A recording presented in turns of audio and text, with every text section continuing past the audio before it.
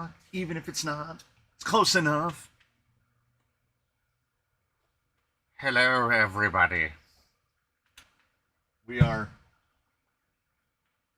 doing things.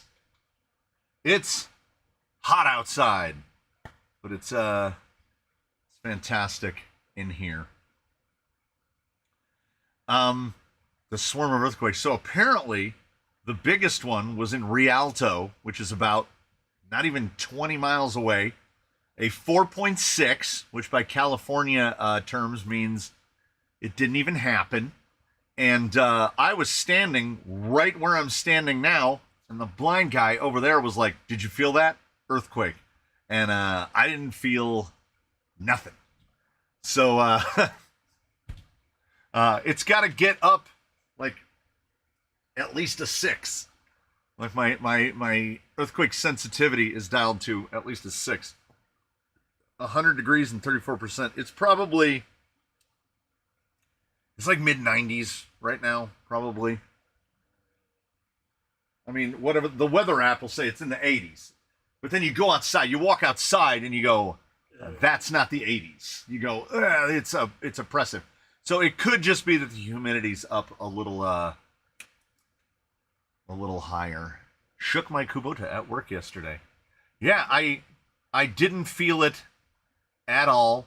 I remember feeling some in the fairly recent past where it would kind of and me and the wife would look at each other and go, "Was that an earthquake?" And she goes, "I think it was." And then we go on the internet, and then the news are like, "Earthquake, Southern California," and I'm like, it didn't even make dishes rattle on the shelves. So the one that I remember most vividly was Landers, 80 in the 80s, 88, 87, 88, 89, somewhere in there. Landers was gnarly because it was like somebody was cracking the whip, but with the whole building you were in. The building would go whoomp, whoomp, whoomp, and stuff was just like if you looked out the window, the telephone poles were going whoop, whoop, whoop, whoop, whoop. That one was crazy. It made the whole side of a mountain fall off too.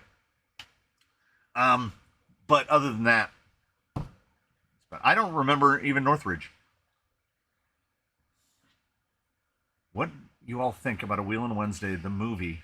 Everyone has an FJ40 FMS, another scale hard body rig, and they get in a great hiking location. Do it. Bring it on. Whoever wants to buy an FJ40 should absolutely buy one. It is not cost effective. If it is something for the general masses, right? If it's a tire, an axle, an ESC, whatever it is, I'm never going to recommend you something that I don't think passes a fundamental, basic cost-benefit analysis. If it is something that I truly enjoy, like good old Bruce, the big FSM FJ40, Bruce passes no cost-benefit analysis. By the time Bruce is done, Bruce is like $1,000 as he sits right now. But Bruce is fantastically fun. And I think he's a big part of what lured the wife out into the wild. So we have a lot to thank Bruce for. Thank you, Jimbo, for the 5. Pro Raptor had just and see, it didn't even turn his name green. So Pro Raptor above the line is gray, and then the next time the next time he posts something below the line, he will turn green. Yeah, when we were living in our fifth wheel, there was an earthquake and the cupboards opened and the dishes fell out and broke. Well, I mean, that's because your house had suspension. And the suspension gets kind of a wiggle waggle. Houses don't have suspension. So. After having Bruce, what are your thoughts on a Leafer Atlas? I think it would absolutely, like, it's the same thing with less weight on top. So you would be quite a bit more capable. I would say, because their wheelbases are, I want to say their wheelbases are exactly the same. I think the Atlas and the FJ use the same links. I would say that Nigel is probably right about where a Leaf Atlas would be. Big, good-looking fellow and Robert with 5 apiece. That's 10 for those who don't want to do the math themselves. So we're knocking it out. My wish is Miss Canyon would put together a crawler come at the rule of class for 1, 2, 3. Well, it can't be 5 gates. It's got to be 9 gates. That's what we do. We do 9 gates. Anybody who wants to host a competition here, you are more than welcome. I will even get out there with the blower and all of the things. I'll get my magical fire stick, and I'll clean all the spider webs out. I won't have the vehicles do it. I will clean up all the stuff that falls from the pepper trees. I'll clean the place up. I will not participate. And please, I mean, I could be involved in scoring, but I refuse to. I won't participate in any competition held on my grounds. Not because I'm particularly good at it, but because I have a whole sort of Groundhog Day thing going on, which is whatever line you choose to drive, I've driven it 1,000 times, maybe 10,000 times. The number of times that I've seen green line end to end, don't even know. 1,000? I don't think it would be impossible to say 1,000. And I also made it. Like, I put the rocks in place and then picked where the gates were going to go. That is what they call an unfair advantage. RC Zill with 10 and Charles Hurley with 5. Okay, now I'm doing the math for those who are doing. That is 20. That's 30. That's 30. 30, just like right out of the gates. 30. And double extra special thanks. If you're in the position to provide the Canyon with support monetarily, not just by the support of being here, we love having all of you. But if you're in the position to support the channel monetarily and you are doing things like buying gift memberships, we do indeed thank you to the utmost, because this is the summer. Summer is the doldrums. Because view counts way down. People go out and they go do things. They go places. I think I remember yesterday, day before, Irwin was on Instagram saying that he's about ready to head out on vacation. And, you know, those Europeans, well, some of them, go out for like a month. So a lot of people go places and they do things.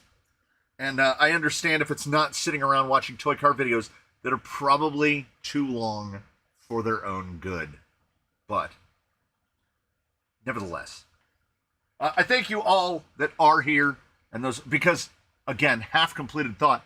I am the king in the kingdom of half completed thoughts, which is membership revenue for the month of July is like 60% of, maybe 65% of total income, which is what is keeping the channel going and what enables us to fill a bin full of bits. Byron with the 10. Thank you for the 10. We will spend it irresponsibly, because every time I put in an A-main order, every single time, within 24 hours of placing that order, I remember what I forgot to order. You know what I just remembered? Look at this. Didn't even turn them on. I did remember to restart the computer. So we got that going for us. Okay. But I got, that's 3. I got distracted trying to finish something that I had no business, got to get that foot in frame, that I had no business starting when I started it. Mr. C, what would need to go out and set the perfect lines on all courses so that people know what the hardest lines are? I had a couple guys that do compy type stuff, and they came out here, and the guy said, how do I know what order to run the gates in? And I said, oh, well, they're numbered, and you keep the white ball on the right side of the car, and that's how you know which way is the right way. And he said, cool. And then he said, no bonus gates? And I said, well, let me know how you feel when you get done. And then on the front 9, he got stuck on gate 8 for like 25 minutes because he was not going to continue until he made that gate without hitting anything. And gate 8 got the best of him. Gate 8 gets the best of me almost all the time as well. Chuck with another 5. Yes, this is indeed the Lone Ranger. The Lone Ranger. So, those who know, and by when I say those who know, those who are insane will know what this gentleman's name already is. I named it almost immediately. I have picked out what I think are all the parts. The motor is maybe not the motor, but then I did the math on the gear reduction, and the motor might be the motor. We have a little bit of a hand-me-down. We're passing parts around. I did the due diligence. Ordinarily, I don't, and I did do the due diligence this time, which is I built out the front axle, F10 straight, SA75. Got my links sorted, got the axle ground down so we can actually get full throw on it. It's all put together. That should be ready to go. It is almost exceptionally heavy. Wasn't Baseline the rig that helped set where the gates are? Baseline laid out every course except for the blue course all the way up against the fence. The blue course was laid out by Lolo. And as such, the blue course is kind of mean. The blue course also has murder holes in it, so you have the potential to actually break parts out there. And this is an F10 straight rear. And then we've got the bits and the bobs.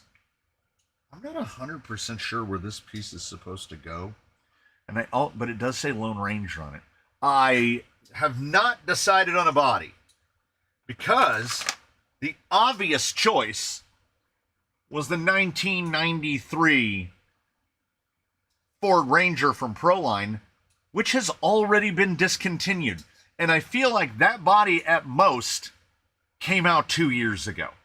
That might have come out 2 years ago and it's already discontinued. Because if you can put a Ranger on your Ranger, it's double Ranger. But alas, it might end up being one of the pre-runner Rangers because you can actually get one of those Rangers. But I've made no firm decisions one way or the other. The 60 kg 14 volt servo from Flash Hobby is 3S. Erwin, you can run it 3S and 4S. I have a number of them that I run on 4S full time. And the beauty of that Flash Hobby 60 kg direct power is that the numbers between 3S and 4S are not wildly different. They're not terribly far apart. So if you're running it on 3S, it's not going to be a dog. And then when you go to 4S, it really comes to life like a lot of the 4S servos are. I want to say that it goes up like 60 or 70 ounces. It goes up 8 or 9%, something like that. So 3S or 4S is good to go. I own the 93 Ford Ranger from Proline. It was hot garbage. It was insanely thin and weak. Oh, okay. So it was old Proline. Okay, then we're okay. We're okay that they discontinued because, like, I have a number of Proline bodies now, and some of the new ones are rigid, like real rigid. The Bug, that Proline Beetle is thick and heavy. How is the pink FJ coming along? Oh, I didn't prep it. We might set it on the bench later. We might drop it on the bench. Let's put it this way. It's assembled, and let's also put it this way. Someone had asked, like the day after the most recent one was posted, someone had asked, are there going to be any videos about the build on it? And I was like, there's already been 2.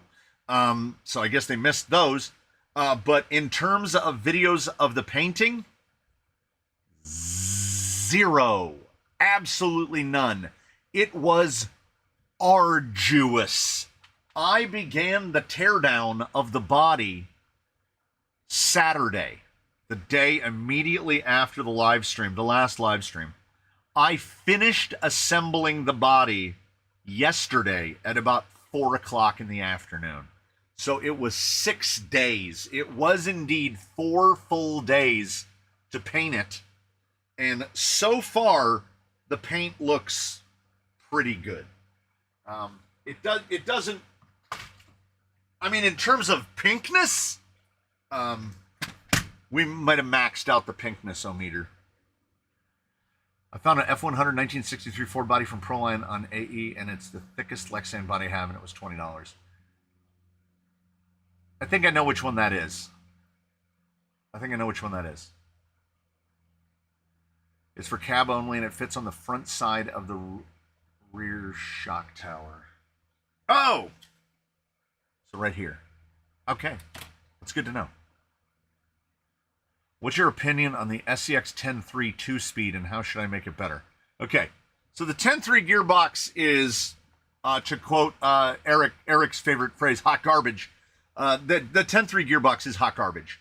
The issue is that on that 2-speed, the split between low gear and high gear is so negligible that many times running that slushy box, I would go up an obstacle and be like, I don't know, the torque feels weird. And I would be in high gear and not notice.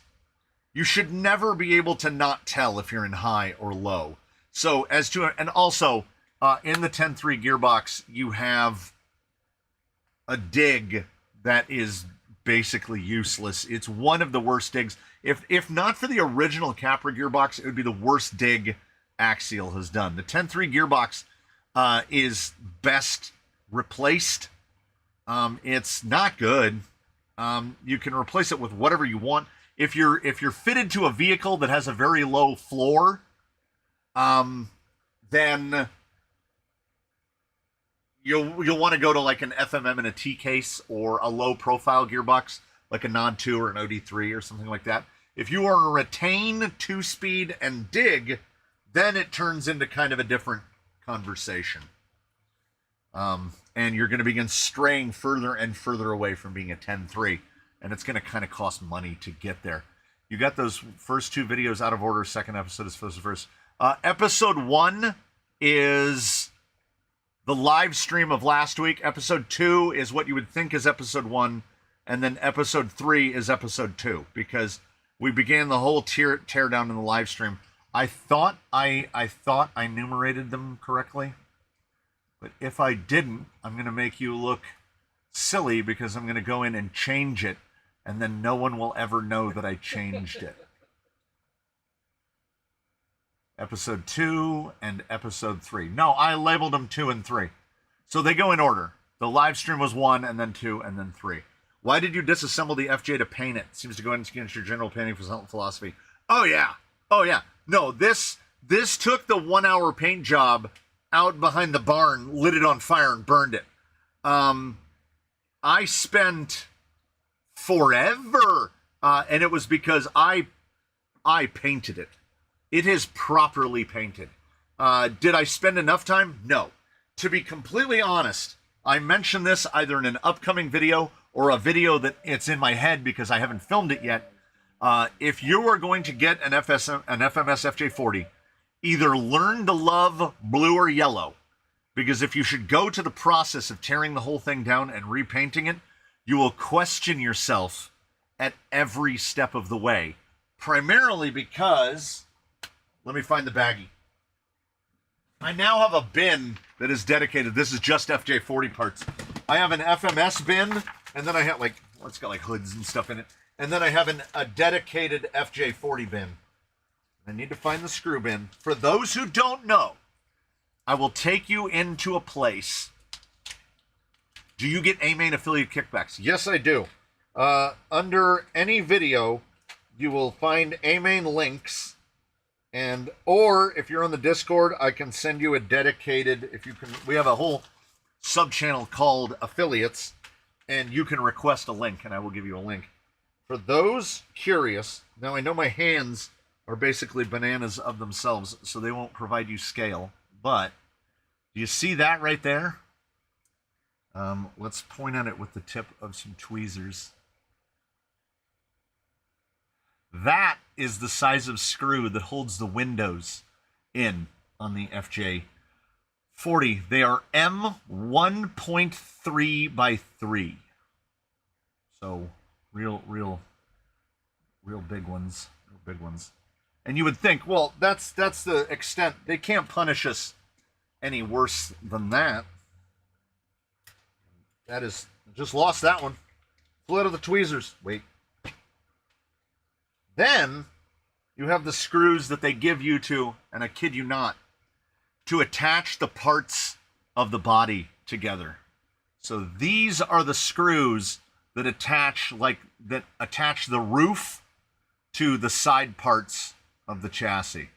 So that's how big those are. These are, I want to say, 1.6 by 6, not to be confused by the 1.3 by 3. So yeah, like eyeglasses screws. And in their divine wisdom, all but save for a couple that attach the larger parts of the body together, they are all Phillips head. So you will need 00 Phillips, a 0, and a 1, I believe, are the 3 that you will need. Yeah, I need those in titanium to save the 6 grams that it would take off of that vehicle. Has anyone seen the new FJ45 from RC 4-wheel drive? I have not. I'm going to bring the build I've had pieced together at work for a while and hope I don't get into too much trouble. Do it.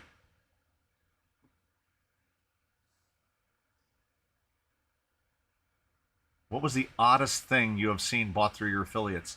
I have to say that it's the most profitable item ever sold through one of my affiliate links. Somebody went through an affiliate link and bought a wheelchair lift. Like the wheelchair lift that like mounts on the back of a van and lifts up a wheelchair. Yeah, those things are like $2,000. So I got like $60 off of that purchase.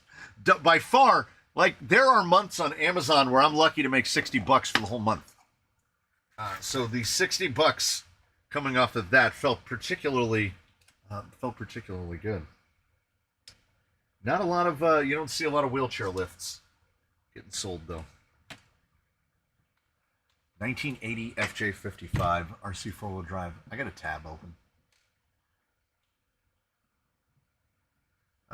1980 FJ55 RC 4-wheel drive.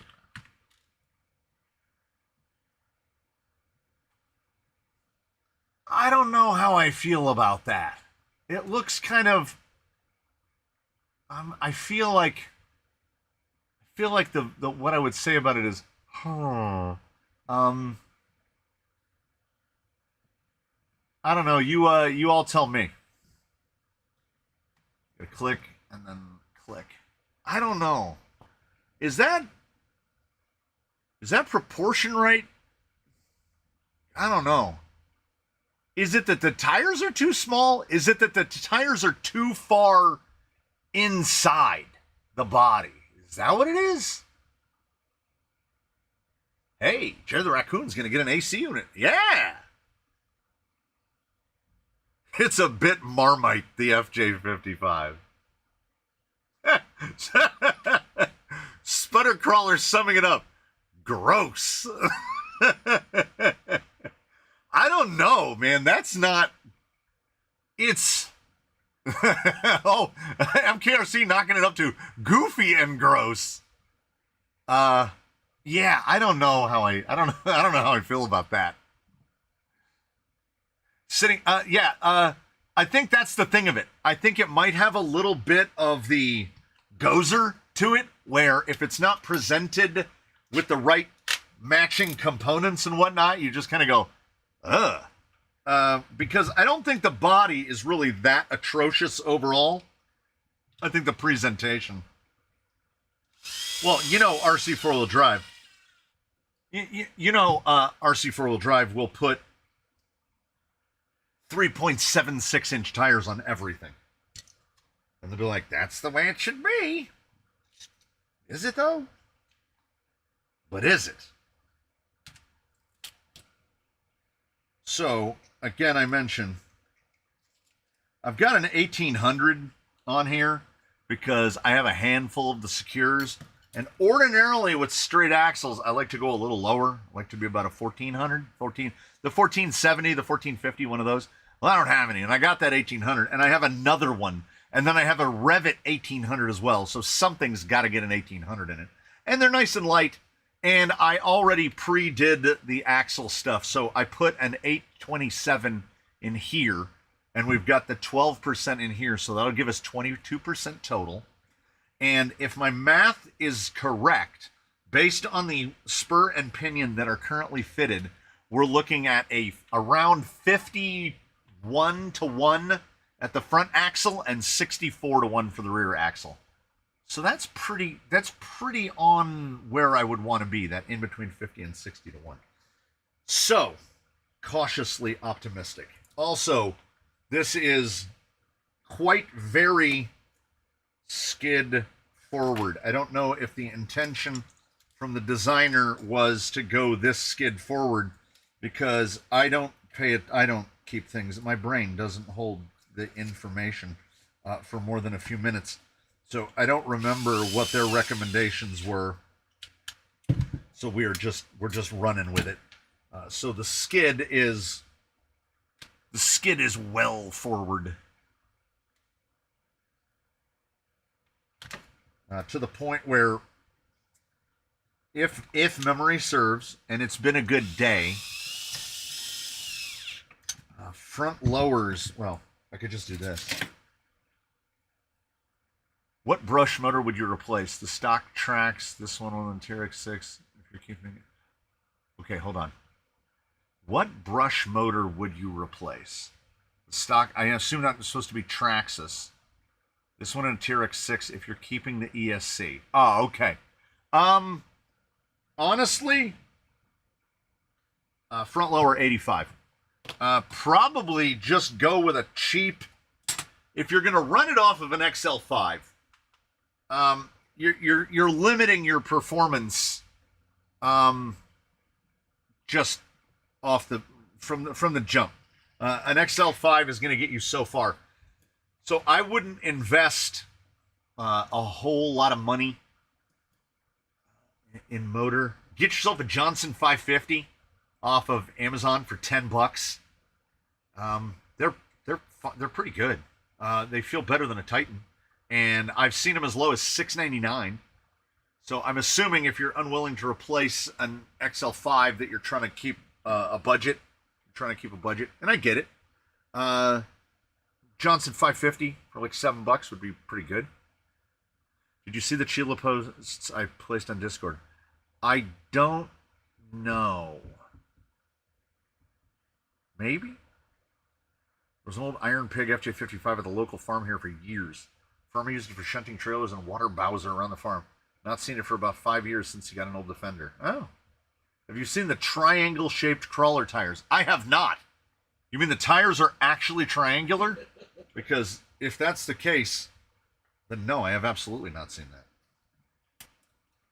But, color me interested. I made it with an 88 lower and 75 upper on the portal builds for the front. Okay, so I'm pretty close. What about a Tamiya motor? They're cheap. Tamiya motors are fine. In some of the rebuildables, I've seen relatively decent performance. The problem is that across the board, most of the Tamiya motors are not going to be a low enough turn count. And then if we're talking about a TRX 6, those old motors, dating back to the NICAD days, they're going to get a little spicy hot. A TRX, it's going to be a trail truck, and I'm trying not to have to replace the ESC, so I don't have to read all the. Oh, okay, yeah. I would lean into. Let me see. Let me see if I can find you one.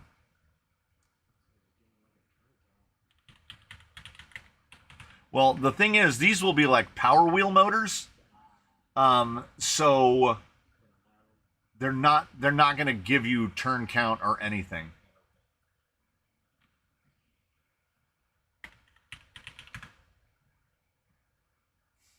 There's a 2-pack for $20. 2-pack for $22.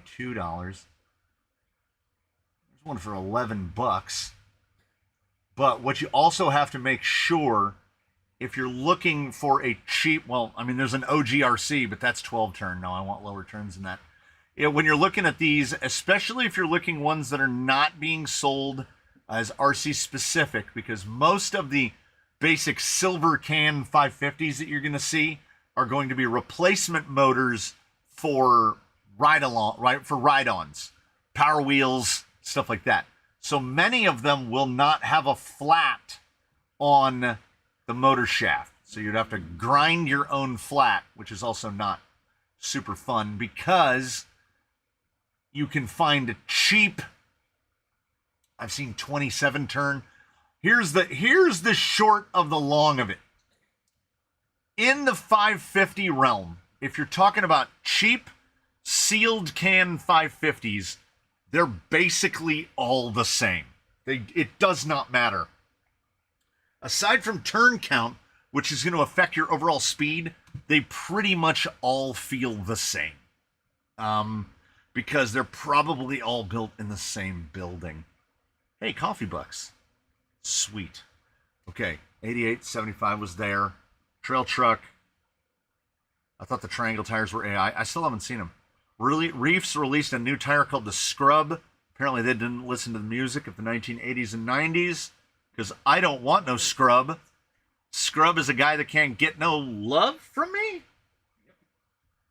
Was hanging out the passenger side of his best friend's ride trying to holler at me. Yeah, Scrub is not a good name for a tire. The Tamiya black cans are pretty spicy. Oh, yeah. Stunod, the 555. The Injora 555. Those are actually pretty darn good. Yeah, because it's rebuildable. So that is an Injora 555. What are those going for nowadays? They don't show up on Amazon. That's because it's a Hobby Wing and not an Injora. Hobby Wing 555. $30 now. I definitely did not pay $30 for the 555 that I bought. Yeah, the 11 turn and the 13 turn, because they're 5 slot and 550s. So they're basically the equivalent of, in speed wise, the 11 turn will be about a 27 turn 540, and the 13 turn will be about a 35 turn 540. They're about approximately. And geez, $30. Man, I am not hopping out to recommend the 555s at $30. That's $30 is you're $10 away from a big block at that point. And I know you're trying to save money, so Johnson 550.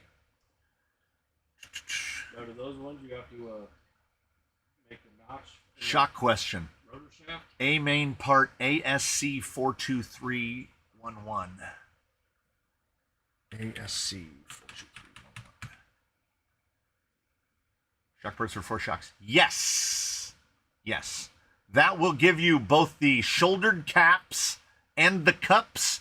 It is not the most cost-effective way to do it, but it is the most easiest bolt-on way. Also, those cups will thread onto Traxxas GTS shocks. I know. Looking at an 80-turn motor for a dedicated crawler. Yeah, 80-turn is fine if you run it on 4S. If you have a brush DSC that'll do the 4S. How does the how does the turn count work? How much KV do you get out of a 13 turn to a 27 turn? So turns is literally a physical description. It's the amount of times the wire goes around the stator. So like there are approximate KV equivalencies. The one that you can take home with you is that 1800 KV is about a 35 turn. So if you have an 1800 like this in one vehicle and you have an identical vehicle with a 35 turn brush motor in it, they'll be approximately the same speed. And then after that, you get into 5-slot motors, which throw that, because that's based on a 3-slot 35 turn 540.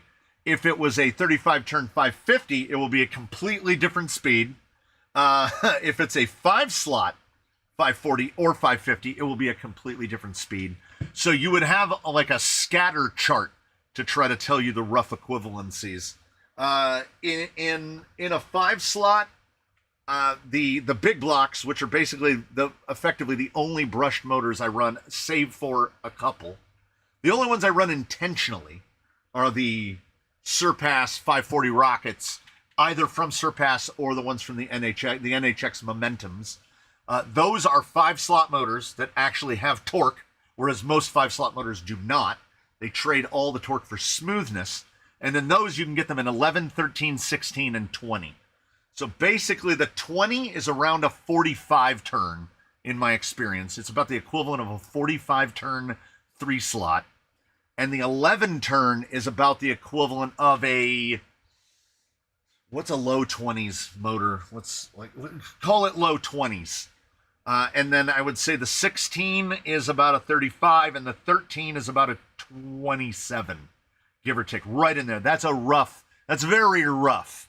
Now, those motors do have quite a bit of torque as far as brush motors are concerned, so you can gear around a bit to get the speed that you want it to be. TLC is coming to Saskatoon, but with no left eye. Mini 16, calibrate motor and ESC first or radio first? Well, they go together. So you first things first, I'm the realist, is make sure that the channel, the throttle channel on your radio is reversed, and then do the hold the button and or it's a little switch on the 16, isn't it? And then you do your trigger calibration and go from there. Any settings adjustments I would do after you calibrate to the radio. The 80-turn RC four-wheel drive, the $10 one, that is actually pretty good for a motor that's that cheap. Yeah, the blind guy is over there. Hello. Mr. C, have you messed with the goat? Not your neighbors. I don't understand the question. They did a 555 and 1080 combo quite roll price. There used to be. Oh, yeah. Check Red Cat. Go check Red Cat. Go over to the Red Cat site and see if they still have on clearance. They had a combo of a 1080 with a Holmes Crawlmaster for like $39. See if they still have those. If they have those, buy that, because even if later on you throw the motor away, you still got a 1080 out of it. For the price of a 1080. Yeah, for the price of a 1080. What's the KV of a Titan 21 turn? The Titan 21 turn is probably around a 30 turn, thereabouts. Hobbywing does a 30. Not a lot of places do. I know Tamiya makes a 30 as well. They even have a CR spec that's a 30. I would say the 21 turn is roughly equivalent in ground speed to a 540 30 turn. But again, these are all like there was a time of no standards. Like 1800 kV for this, that's a calculable number that means something. If this thing is applied, what is it? So it's 1800, yeah, it's 1800 RPM per volt. So if you apply this with 1 volt of just direct power, it will turn 1800 times per minute. That's how kV works. So it is a thing that actually means something. Turn count, you can get 2 identical 35 turn motors. One says a lo mejor on it, and the other one says surpass hobby, and they will be almost completely different because they were wound by different machines in different factories on different days, and different magnets were put in the cans and different everythings. So you can have 3 35 turn motors and have different speeds from all 3 of them, because 35 turns means they wrap the wire 35 times. But maybe this one has wire that's just a hair thinner than the wire that's in this one, because it didn't come off the same spool, which was why in the olden days when people were racing and the only way to do it was brush motors, they were all hand wound motors. So you knew exactly what you were getting. I was wondering if the Holmes brush motors would be worth it, because it's going to stay brush for now. Not got to be cheap, just worth the money. The Trailmaster and the Crawlmaster are perfect illustrations of motors for now. Like, they'll definitely get the job done. They're not going to wow you. None of them. Because they are sealed can motors. And all sealed can motors kind of share something in common, which is, hey, here I am. They're not going to be god-awful, but they're not going to make you go, oh, man, I'm going to buy 10 of those. Do they still sell those motor magnet seals that you put over that makes them a little torqueier? Sleeves? Yeah. What you can do is you can just pull one off of a 550. Yes, you can. If you have a 540 and it's a little weak, we tested this in a video in the past. You can take the torque sleeve off of a 550 motor and put it on a 540. And it does indeed improve the drag brake, if ever so slightly. It was noticeable. So that is something. Use volt versus RPM from the spec sheet. If they have a spec sheet, which if you're buying an $8 motor off of Amazon, odds are it's not going to. Or it's going to be spec. Go look up the Power Wheels motors. Virtually every single one of them will have its RPM spec'd at 6 volts.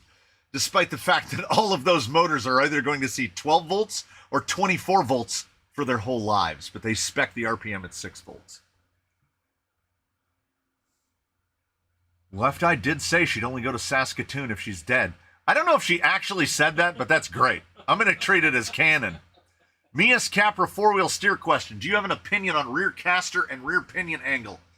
You want to set your rear pinion angle to be optimized to your drive shafts, and you want to set your link lengths to have your caster change be 0. You want that axle to go like this. Ooh, I made myself kind of lightheaded because I watched it over there. I'm going to look at the axle when I do it. Yeah, that's a lot better. You don't want the axle to do this or this. You want the axle, particularly with a port axle, you want it to stay straight up and down. Because what happens is if the axle goes through a normal swing, so when it droops, it goes like this. If you imagine a portal box sticking out, your wheelbase is getting shorter as it droops. So now you have a shorter wheelbase. And then, okay, so this is the rear axle. Now you have a shorter wheelbase. And now when you turn, it shortens the wheelbase even more. And you're just introducing instability into the system. So minimizing caster change is paramount on a rear axle. And I wish you the very best, RC family, on your journey of trying to figure out how, using the parts and resources you have available to you, to minimize gain. What is that? It's a dead fly.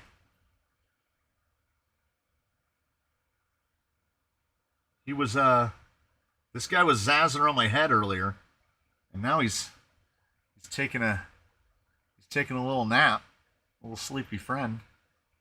A sleepy friend. He's taking a little nap.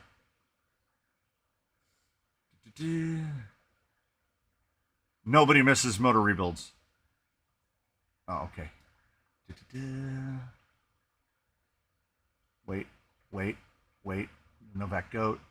Left Eye did say she'd only go to Saskatoon if she's dead. Still great. So when I took my Jolly Green out today, it was my first time using a Radiolink RC6, and I never want to live life without cruise control ever again. It's so nice. The radio in general is amazing. Not only that, once you learn to master cruise control, which is you start to recognize the numbers, when you're descending, you can set your cruise control to like just past a creep and then just go down the hill. And you don't have to do anything. The vehicle will literally just take care of it, because what gets us in trouble, not so much in a 6x, but on things with 4 wheels, is if you accidentally let go of the trigger and it goes full lock, you tend to swap ends and then roll down the hill. So if the cruise control is going at like 5%, you will just slow creep all the way down the hill. Or I'm sorry, all the way down the hill, no matter how steep it is. Cruise control on steep descents feels like cheating.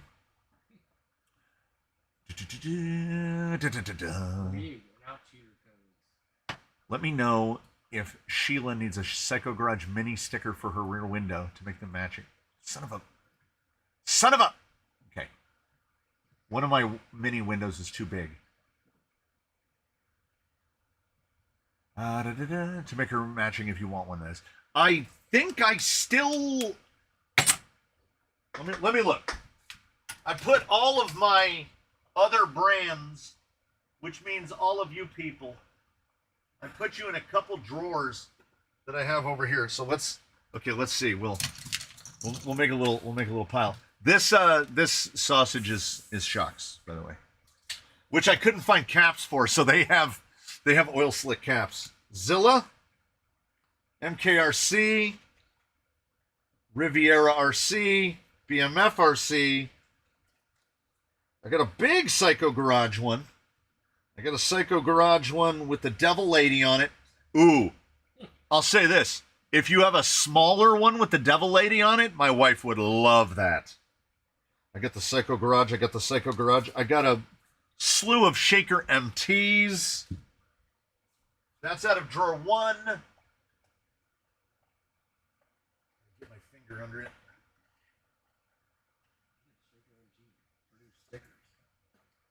I don't know. He made them. I've got a couple different. I've got Hizzies. I have another whole drawer. I think I have so many Revolt ones that my Revolt ones are actually in the sticker bin with the rest of the stickers. And I thought there were some Revolts in here, but I've thought wrong before. Wait, no, there are some Revolts in here. There's only a couple. There's some Revolts, and indeed, I have one tiny Psycho Garage one left. But if you have a tiny Devil Lady, the wife would absolutely take it. Cruise Control's must. Red Cat deal is long gone. I'm not surprised at this point. All sealed cans go to heaven. Agreed. Amazon 550, 23,000 for $11. It's not bad. Sorry I was late to today's live to see you build this. Did you see the $13 donation? I did. And I'm so far behind right now. It's got the blue arrow at the bottom, so I'm answering questions from like a while ago. Yes, spec sheet in your example, 6 volt at 10,000. 6 volts say 10,000 is a 1600 kV. I don't think that's right. I don't think that 1 volt. Yeah, I guess that is right. 616, yeah. Ah! Send an email pic of the triangle tires.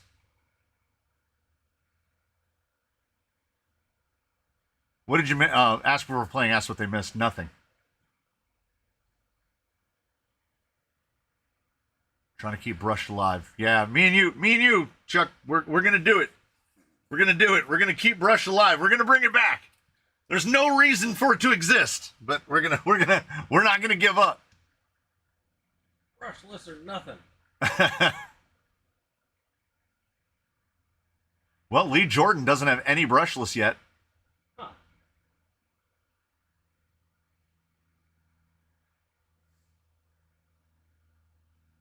I would have to get small devil pinup stickers made, but I could do that if you want that. I mean, I'm not. Well, yo, look, I'm not telling you to go get down there and get some stickers made. That's not what I'm saying. If I had enough room, I would. That's not real. That's not real. I want it to be real. That can't be real. If I Google this and it shows up. Are they triangle-shaped tires or tires with triangles? They're triangle. Huh.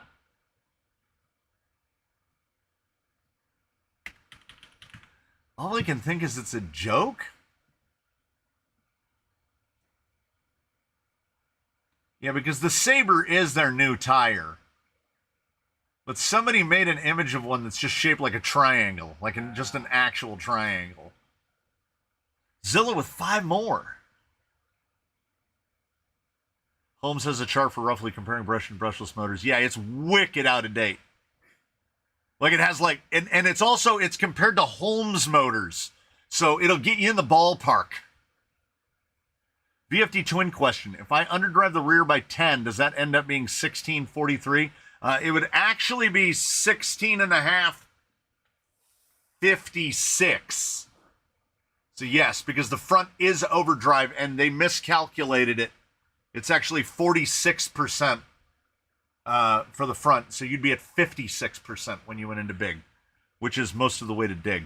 What size tires are you running on this when being built? I'm going to go biggins. We're going to go razor wires because I'm getting mad that they're sitting here not being used on the thing because they did so well. Has Ed been in today? I haven't seen him. Kevin Clauser's AC took a dump today, $1,800 later, and it's back online. Oof. I should have taken a picture. The Swampy, ye old Swampy was making a bit of a howl this morning. So I went out there to spray some Tri-Flow, good old trusty Tri-Flow in it. And let me put it to you this way. The swamp cooler is being held together with wishes and dreams. One whole corner of it has completely rusted off, and I'm not 100% sure why the whole water pan on the bottom hasn't just fallen off. Because it's supported by the 3 other legs, the power of triangles. But it is now moved directly onto our docket. The blind guy and I will be we will be replacing it in like 2 weeks. I have the main house used to have one up running in the attic through ducting, and it didn't really work very well. I don't know, maybe the placement of it, but it never really got the house very cool. So yeah, the ducting as well. So we went back to window mount, and the window mount slim profile master cool ones, dual window mounts. So the slim ones just work so much better, especially when you have to cool multiple rooms. But out here, we just have to cool one big area, and then I have a fan over here. Duct tape and zip ties? No, we're past that. We are past that. There are parts of the side pieces that hold the pads in. You can put your finger through the metal. It's real bad. That Swampy is 20 years old minimum. And I totally drain it every winter. I've never drained that swamp cooler once. Not once. That's the pump that came in it. Because remember, I went to replace the pump, and then that didn't work. So then I went to do the switch, and then that didn't work, and then ended up putting the pump back and just replacing. It was just there was a little length of wire that went between the switch and this intermediate wire. That's what went bad. One contact in it went bad. So that pump is still going. It still lives to this day. You can see daylight straight through that swamp cooler. So its efficiency is way down.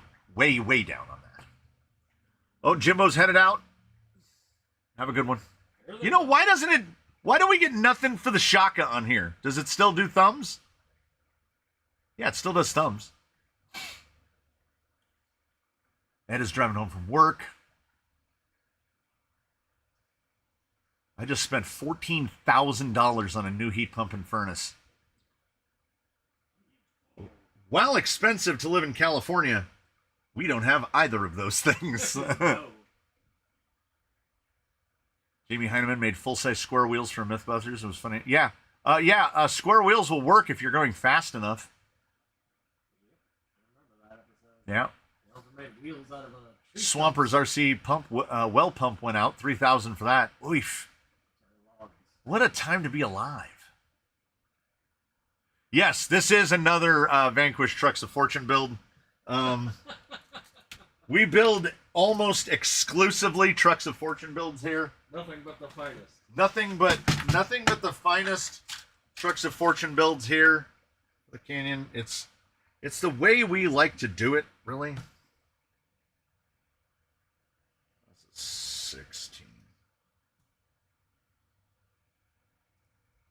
Also, speaking of Vanquish, while we're in the house, why does Vanquish use so many different thicknesses of hollow ball?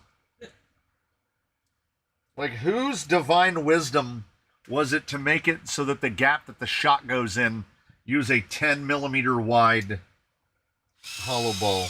When, let me sit back and think. How many other people use 10 millimeter wide hollow ball? Oh, nobody!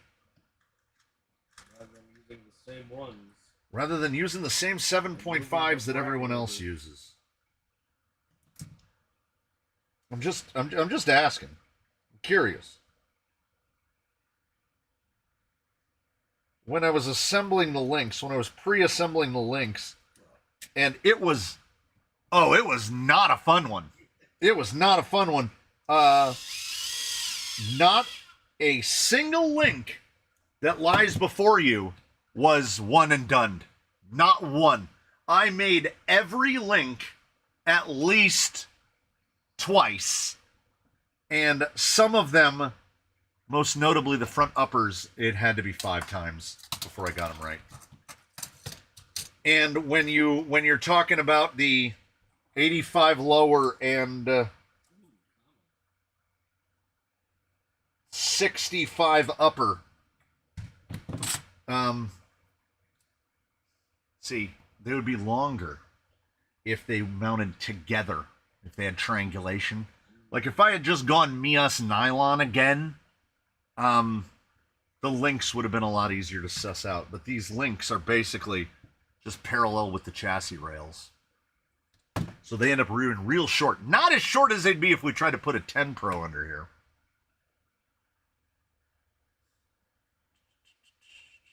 Okay, I mean, kit crawlers, I wouldn't say you're just paying for the name with Vanquish. I would say a lot of it is paying for the name.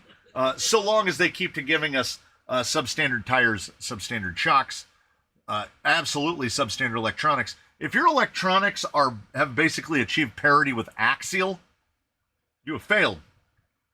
But we cannot take away from them the VFD and the VFD Twin.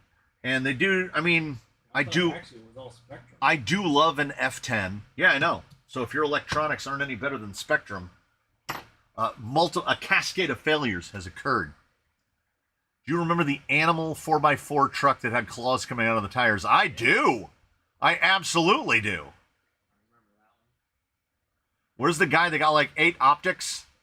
That is Mr. Woodham from Alabama, and he only got 5. He got 5 optics, but he went 5 for 6, so that is 80% optics. How do you like that Vanquish Origin video from Exocage the other day? You know what? It was a real, like, anybody who hasn't watched it, it's like 14, 15 minutes long. It's kind of worth devoting your time to. Go to the Exocage and watch the Origin one is pretty good, actually. The live stream one. The Origin one is about 10 minutes. The live stream where the guy unboxes his Trucks of Fortune, watch those back to back. If you enjoy a little bit of Schadenfreude, if you enjoy the suffering of others a little bit, they are 100% worth it, because, like, I feel like Joe is grappling. Like, he's grappling with some stuff. He couldn't even hide his disappointment in the Trucks of Fortune boxes. And then when the one with the Origin, he sounded like a normal dude, where he was like, I don't know about this. I don't know about that. Well, there's nothing to see in that box. Yeah, it was uncharacteristic. Let's put it that way. You have to use Vanquish wheels. All other wheels are inferior and unusable. I keep forgetting that. Dang it. Crawler Canyon, would you like to have a window mount Master Cool Swamp Cooler? My wife doesn't like it. Yes! Bring it over! When are you available? Have you thought about PET? Oh, Psycho Garage. She's asking that. I love my Vanquish trucks. So do I. I love my VRD-based stuff. I love my Phoenix. Yeah. But what we have to consider is that they are basically old Vanquish at this point. Like, they're legacy Vanquish. My 3-plus-year-old Phoenix is now legacy Vanquish, because now that they've embraced what their new thing is, they sell overpriced, bare bones, shrinkflated,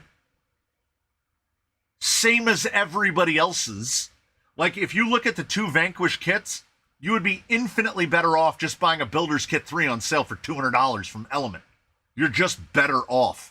Better shocks, better fitments, better looking parts. Pick whatever body you want. Pick whatever body you want. And then at the other end, they sell $3,500 boutique vehicles that are just a mountain of anodized bling with nothing on the inside. They're Fabergé eggs. Ooh, look how pretty it is. What does it do? Look how pretty it is. Just embrace the white and do some body posts and bumper mounts. What? Oh, he's talking to somebody else. A lady pulled up my work yesterday. Instead of ducks in her Jeep window, it was all Labubu. Yeah! I have no problem with it. Here's the thing. Just overpriced. Welcome back. Oh, is that here? Hey, Ed's here. Labubu is the most stupidiotic trend I've seen. Then you, sir, have just outed yourself as being young. Because stupid trends are as old as the sunrise, man. Many of us here in this group together will remember pet rocks. And if you think Labubu is more dumb than putting a pair of googly eyes on a rock, Fine. the 70s would like to have a work, and then you buy it. You don't just get a rock and put your own Google eyes on it. No, you go to a store and you buy a pet rock, knowing that it is a rock with googly eyes on it. Then we had Beanie Babies, and Labubu is just Beanie Babies all over again. Pogs. How many Beanie Babies are just rotting in basements and attics? Oh, they're worth and something Hulk. one Oh, we're going to hold on to these. They're going to be worth something someday. No, they're absolutely not. Is Labubu, honestly, other than Labubu being in your face, is Labubu worse than collecting baseball cards? Or collecting comic books? Or collecting Pogs and Slammers? Or collecting anything? There's out there somewhere a dude in one room has over 1,000 Matchbox cars in it, or Hot Wheels, and he doesn't even touch them. Yeah.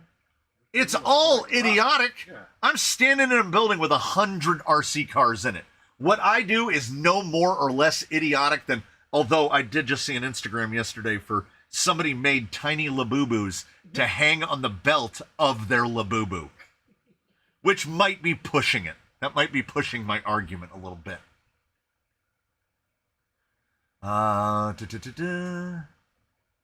You can share the videos I put on Discord 3D print channel. Oh, I can try. Exo wasn't paid enough to be nice. Yeah. They didn't give him the bonus. Sloth Squatch says he's old and knows all about Ladudu. MKRC Builds had a pet rock. We all did. Yeah, and sea monkeys. Gotta get your sea monkeys. Oh, planking. Oh, Tamagotchi. Oh, yeah, that's a good one too. Tamagotchi, which are coming back. Really? We were in a store and they had Tamagotchi in it. Wow. Mexican jumping beans. Jerry the Raccoon was born in '86 and had a pet rock. So pet rock wasn't even that long ago. Sputter with the 10. That's got to be like 50 today. We're raking. Look on fire. We're on fire. I had a big rock with lots of little rocks on it and a sign saying rock concert. Hell yeah. Yeah, Cabbage Patch. I neglected to mention Cabbage Patch. Chia Pets. Furbies. Oh, yeah. So Labubu is genuinely... Oh, I'll tell you this. I will take a Labubu over a Furby 1,000 times out of 1,000 because it's never going to open its eyes and go cha-cha-wah at you in a dark room, causing just a little bit of pee to come out. I take it as happened to you. Oh, yeah. I had children. We had Furbies. Tickle Me Elmo. Jumping Beans. I never got into jumping beans.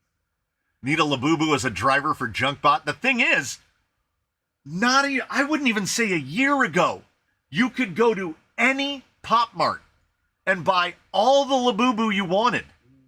And then all of a sudden, they infected the people's minds.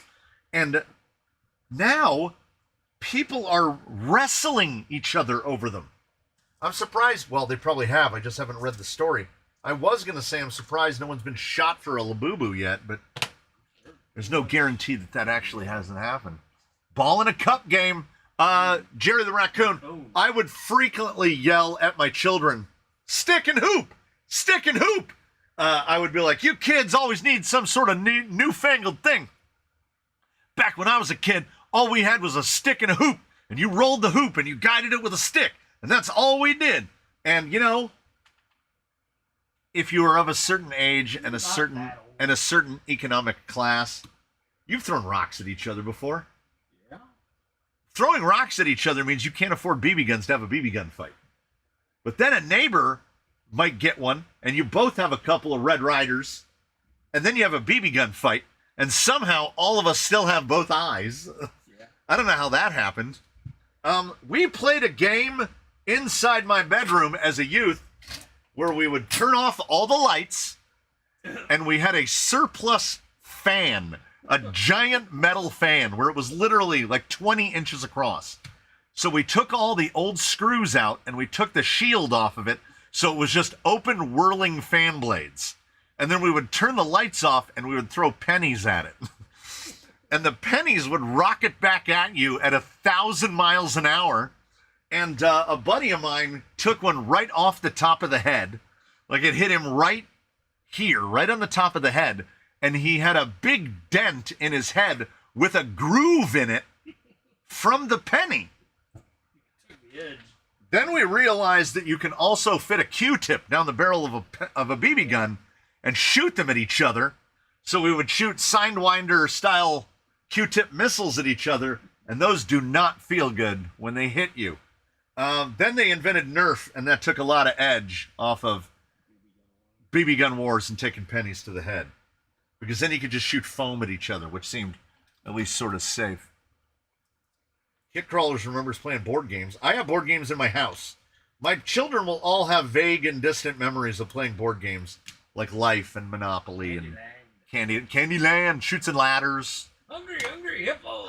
Hungry Hippos. Mousetrap. Yeah. And all the card games too. Uno. On the topic of dead trends, I remember Rainbow Loom being popular. Was that the one where you made like the rubber bands together, or was that a different one? Because I'm thinking, is that Rainbow Loom where you braid the like little tiny rubber bands together and make like bracelets out of them? Oh, can you play Kick the Can? I mean, of course. We've all played Butts Up. Butts Up. A good old game of pickle, where you were lucky if on that day there was a tennis ball, because it might not be a tennis ball, and you're gonna get it whipped at you at 8,000 miles an hour, because that's how you play pickle. That's how pickle works. If you're not throwing it so hard that if I were to do it today, I would dislocate my shoulder, then you're not playing pickle. Copper penny to the dome is absolutely right. Axis and Allies. I still have a box of Axis and Allies somewhere. I think I played that when you were. It's like Risk. Yeah, but more in depth. That was like gateway drugs to stuff like to proper role playing games. Dude. I've never played Dungeons and Dragons. It seems like a game Of the that imagination. it's a game of it's not the imagination part. It's that people start those games and then they play the same campaign for like 2 years. Like, we used to bowl. Him and I would both bowl. And when you started to get to the end of the season, and typically of 32 weeks? Is that right? 32 weeks sounds right? About right, yeah. So 7-8 months. When you're getting near the end of a league season, you're like, oh God, are we done? Are we done with this recreation activity that I'm doing voluntarily? It's all about sweepers. It's all about the sweeps, man. All about Going to Vegas. And then the blind guy would go to Vegas and sandbag the living crap out of him. He'd sandbag him 32 weeks, then go to Vegas and bowl 50 pins over his average. That's called the long con, for anybody who was curious, and bring home like $400. No, thousands. He'd bring home thousands of dollars. And then he would be like, I'm blind. I couldn't tell. It's machinations is what it is. Why is this not fitting? Well, when I started bowling the league, I think my average was an 87. Yeah. And finished the league, my average was like 120 something. We also, so I bowled on a league with a vegan lady, which was pretty entertaining. for a person of my presentation. There was a Carl's Jr. in the parking lot of the bowling alley, right out front. And I would stop at the Carl's Jr. because bowling league, if you're doing it right, is at like 6 o'clock at night, right? It's never earlier than that. So before I would show up to roll league, I would stop at the Carl's Jr. and I would get a double Western bacon cheeseburger and eat my dinner, eat my double Western bacon cheeseburger as we bowled with the vegan, who it was quite hilarious to me that she can only eat one thing in the entire bowling alley. French fries. Lay's potato chips. Because, well, the French fries as well. But you never know. If you're a hard vegan, any hard vegans know you can't, you don't know. You don't know what's been in the oil. So you can eat Lay's classic potato chips, because if you flip over a bag of Lay's classic potato chips, it says ingredients: potatoes, oil, and salt. And you know, in a chip factory, they're not cooking meat. Yeah, they're not cooking meat in the chip factory. So she would eat her chips, and I would eat my double Western, and I'd be like, I believe in balance. You refuse to eat meat, which means I have to eat more. Ugh. I remember playing a lot of Uno. Uno is a way to get in a fist fight with somebody that you don't even, that you're not even mad at. Was there any coastal worry from the tsunami? I want to say that the tide at like Newport went up 2 feet. It was really, really far away. Like as far away as you can get on the Pacific Ocean, pretty much. So we didn't notice anything. Like they only basically got like storm surge level even in Hawaii, and they're like halfway. Oh, see, I was getting distracted and I got lost. We had peg guns. Pegs with the springs, one peg fixed to a length of wood. And when he says peg, I assume he means clothespins. Oh. I was a rubber band gun. Pack of AA batteries and a few stompers in the dirt. Hell yeah. I hope my 60 pins over average in the open gets me money. 60 pins over is pretty good. That is fairly good. Best bowling movie, Kingpin or Big Lebowski?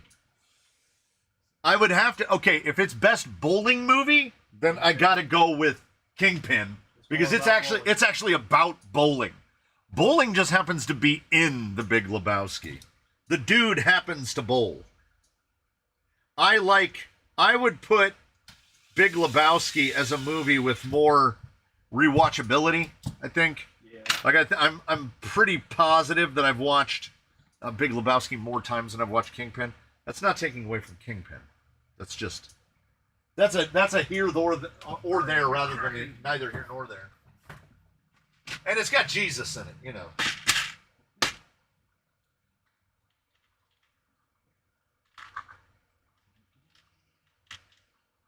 Last time I had to order stuff from Deluxe, I ordered a whole sack of these 10 millimeter wide, fits on a Vanquish, and I've used almost all of them. Last time I ordered from Deluxe, he got a bunch of springs. That's the last time you ordered, yeah. I've ordered more recently. I forgot that I just rebuilt these shocks. And then I rebuilt a bunch of shocks this morning. Ugh. I got problems. Really proud of your shock rebuilding game. Did Jerry the Raccoon just spoiler me on the Cubs game? Is he messing with me, or did the Cubs actually beat the Orioles 1-0? Now I got to go to my app because now I'm nervous. I've been lied to before. Oh, 1-0. Cade Horton and Daniel Palencia. A good old pitcher's duel. Boo. Wait, what did Milwaukee do? Please say they lost. Or have they not? They have not played yet. Dodgers, Rays, Pirates, Rockies, West Angeles. So they were the sole day game? Oh no, Braves and Reds also played during the day. So where's Milwaukee? Brewers and Nationals 3:45, so 2 hours. Go Nats! Stupid Brewers. Okay, I'm back. I miss Carl's Jr. Spent a weekend winter in Mammoth, and we went most days because it was cheap. Used to be. Used to be. Not cheap anymore. I haven't been to Carl's Jr. Other than one time. I had to take an Amazon return. I've probably told you before. I'm getting old. It's allowed. I had to take an Amazon return, and the only place to return it was the UPS store. UPS store's in the same parking lot. The Carl's Jr. I said, give me a famous combo, medium, with an iced tea. And I pulled up to the window, and she was like, that'll be $17.85. And I was like, are you sure you got the right car? Is that somebody else's food? No, a medium famous combo was like $17.85. And I was like, okay, we don't need to do that again, potentially ever. Because that is wild work. Did you feel the earthquake near Rialto the other day? Not at all. Blind man did. The blind man did. I did not. I was standing. Roll here. I was literally standing right here. How do you know? Yeah, how do you know someone's vegan? They'll tell you. Yep. Numerous times. Chuck Hurley still has a BB in his leg Huh. because they didn't play the right BB gun rules. 4 to 7 pumps is not okay. Well, Red Ryder, you only get the one pump. Red Ryder. That's why it's got to be the lever action. If it's not the lever action, don't shoot them at each other. I mean, it's too late for Mr. Hurley. He's got a BB in his leg. Well, yeah. I imagine most children don't have BB gun wars anymore. I watched My Blue Heaven the other day. That's a great movie. That's digging back. Careful, man. There's a beverage here. Yes. The dude. Man, am I going to have to watch Big Lebowski? Oh, by the way, this will be fun. This will be fun. This will be fun for the 4 people that are interested. So there's this content match tool now because apparently eBay YouTubers are getting ripped off left and right, and people are just reposting their content for their own, ill-gotten gains. And it was like, try it out, and I clicked on it, and I have a content match, which is the Team Associated launch video for the RC10TT. And I'm like, really? Like, I have no worries. That's fair use on my part. We were shitting on it the whole time. So it's fine. But, like, that system is on the ball, let us say. Double Western Bacon Cheeseburger is $10. Yep. Woof. You gotta get the fried zucchini and. As a Cubs fan, I gotta say, I'm sorry for your loss, Mr. Raccoon, but nowadays, if Palencia comes in the game, that game is over. Thank God. And they DFA'd Presley, and only those who follow baseball will know what that means. But Did not allow. Designated for assignment. They DFA'd Presley, and now if they just DFA Ben Brown. Whoo! We'll be looking happy. Does that mean he's traded? Designated for assignment means you're out of a job. We Fine. don't have a place for you on the main roster. We don't have a place for you In the minors. You're in the minors. You're in this like nether realm, right? You can get picked up by the minor league club, but you're in limbo. It's baseball limbo is being DFA'd. And the dude stinks on ice. They were up 5-1. He comes in and immediately gives up a 3-run home run. You're fired. So now it's 5-4. Yeah. And it's not the first time he's done it. He's stunk on ice all year. Boy, I really sound like a baseball fan at this point. Who even watches baseball anymore? This guy. You watched the recap. I seem to remember most deals were $5 in free top-ups. Yeah. The boxes. No, The value boxes? Oh my goodness! They used to have a box where you could get a chicken strips. remember the one that was the junior hamburger, a chicken sandwich, fries, and a drink for $6 with a cookie. The chicken boxes. So you used to be able to get a junior burger, a chicken sandwich, an order of fries, a cookie, and a drink for $6. And now a double Western is $10. And once you add fries and a drink, you're pushing 20. You can actually, Carl's Jr. has gotten so bad, just go to a place that makes a good hamburger. A McDonald's McDouble is $5. Yeah, a McDouble is $5 now. Sorry, just under $5. About a week after I got my braces off, a dude shot my front tooth with a BB gun. That's awesome.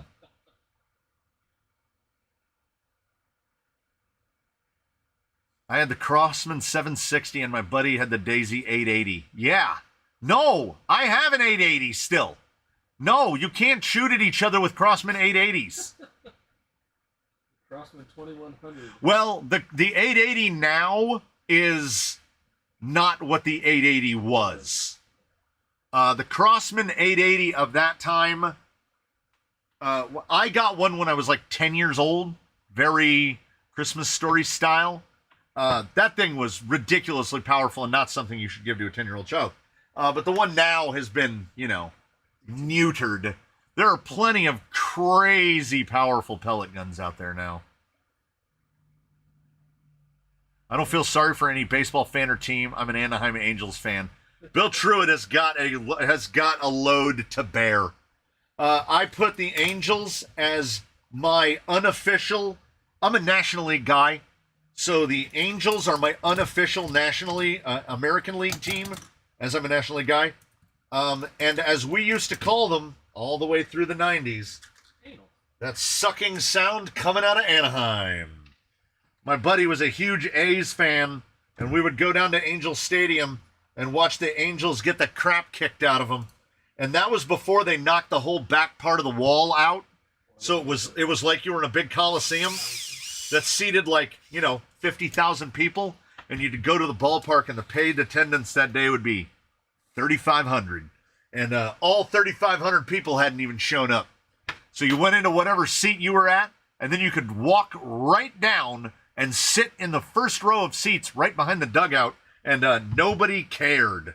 Because even the people that worked there didn't want to be there that day. And then I did get to enjoy seeing them get good, the peak of the Trout era. And I got to be present for, my wife was there with a workplace group. So they went to the baseball game together, and they were all seated in a section together. And we got to watch them play against the Yankees. And both were in the running that year. I want to say it was the year the Angels went. And the game kept trading back and forth. And it was a good game. And the fights were starting to break out. It's Southern California. So the fights were starting to break out between the Angels fans and the Yankee fans. And the booming chants of Yankees suck were going off. And the Angels tried to do the Angels thing right near the end of the game. And they gave up a home run to tie the game in the ninth, top of the ninth. They do nothing in the bottom of the ninth. It goes into extras, tied like 5-5 or whatever. And Mike Trout comes up, and for the purposes of dramatics, let's say that it was on the first pitch he saw. He hit a home run to straightaway center field, right over the fence, and the place went nuts. And like the building was shaking. The most nuts I've ever seen a group of, and it was like, I don't even think it was at the All-Star break yet. Like, we still had half a season to go. It wasn't like, it didn't determine the outcome of the season, but people lost their minds. And it was fantastic. It was really something to be a part of. And another great Angel game I went to, I took my mother-in-law. We took both of the in-laws, and my mother-in-law, who at the time was probably around 70, had never seen a baseball game before of any variety, not on TV, not in person. So we had to explain to her basically how baseball worked. And they were playing the Seattle Mariners, and this was during the Ichiro era. So Ichiro was right there, right down below us. And in that game, between the Mariners and the Angels, a combined total of 11 home runs were hit. 11. Ichiro Suzuki hit a home run in that game. The man had like 12 home runs for his whole career. And she was like, this is exciting, because we were in right field. A lot of home runs were landing in right field. And we were in that family section right near the beer garden. And she was like, this is so exciting. And I had to tell her, not all baseball games are like this. Many of them are like the 1-0 result that we just saw, Cubs versus Orioles. Ryne Sandberg was the second baseman of the Chicago Cubs from 1983 through 1997. He is widely regarded as one of the greatest second basemen ever to live. He died 2 days ago after a battle with cancer at the age of 65. During my youth, around that time when the Cubs started to get good, between 84 and 89, Ryne Sandberg was the linchpin, 10-time All-Star, multiple-time Gold Glover, set the record for, Ryne Sandberg. Oh, I totally missed out on the who the hell is Ryan Sandberg. I didn't realize that there was a joke in there. No, but I will fill you with Ryne Sandberg knowledge. I have a box of baseball cards up there that have pages of Ryne Sandberg rookie cards in there. It was Sean Dunston, Ryne Sandberg, and Mark Grace. That was the infield. What I like best about baseball is that they don't allow the ridiculously expressive celebration by players that you see in the NFL and the NBA. Yeah. You get like a fist pump, or a guy will yell at some other guy, but that's about it. Whole basis of basketball. Here's the thing. I feel like Chuck Hurley can't defend himself because he's obviously not a baseball guy, and we won't stop talking about baseball. I love it. So here's my thing about baseball. You have team sports. On the one hand, you have team sports. Football is inarguably a team sport because you can do your very best. The guy hikes the ball to the quarterback, and the quarterback just gets creamed. Because if the people don't block, he gets taken out. The same with basketball. Offense is not one dude, right? The offense is the whole team running together. Baseball is, in my estimation, the only team sport where it is an individual against an individual. Because at the core of the game, a man with a ball in his hand is going to try to throw that ball at a man with a stick. And the man with the stick wants to hit that ball. And that's it. There are two ultimate outcomes. He either hits it or he doesn't. Those are the two ultimate outcomes. So in that moment, it is a battle between that guy throwing it and that guy hitting it. Then if that guy hits it and it's going to the third baseman, now the third baseman has got to catch it and throw it to the first baseman perfectly to get that guy out. The guy whose job was previously to hit the ball with a stick, his job is now to run from there to there before those other guys can do their jobs, right? And then as soon as the third baseman lets it go, now it's the first baseman's job because he's got to catch it and he's got to keep his foot on the base. And it's all these little individual operations that are all surrounded by a team sport. And then inside that, you get all the wonderful, beautiful, tiny intricacies of baseball. The Cubs played... who were they playing? They were playing a team that sucks. And Nico Horner let the fly ball drop on the infield to see if he could bait somebody off base because the infield fly rule had already been called, so the hitter was already out. And the guy took the bait and he ran for third and he got thrown out and they double played and the inning was over. That's the stuff I love about baseball. Watch any interview or story with or about Greg Maddux, where Greg Maddux will talk about setting up a guy for a pitch 2 months into the season. He's like, this team's going to make the postseason, and when we face these guys in the playoffs, this is how I'm going to get that guy out. And you're like, nobody thinks like that. Yeah, if you're one of the greatest pitchers to ever live, you absolutely think like that. That's how you think. And I was never really very good at it. I'm fine. I have no illusions. It's a fun game though. It's fun to watch. It's fun to play. It's also great because you don't have to particularly be good at it. And it's also great because if you're not particularly good at hitting, maybe you're good at fielding. Maybe you can just run fast. Baseball will find something that you can be good at. And it comes down to hitting a ball with a stick. Who doesn't want to hit things with a stick? Oh, did I miss Miata throwing down 5? Thank you for throwing down 5! And you know who we haven't seen today? The kid. That Spanish kid, I think he left us.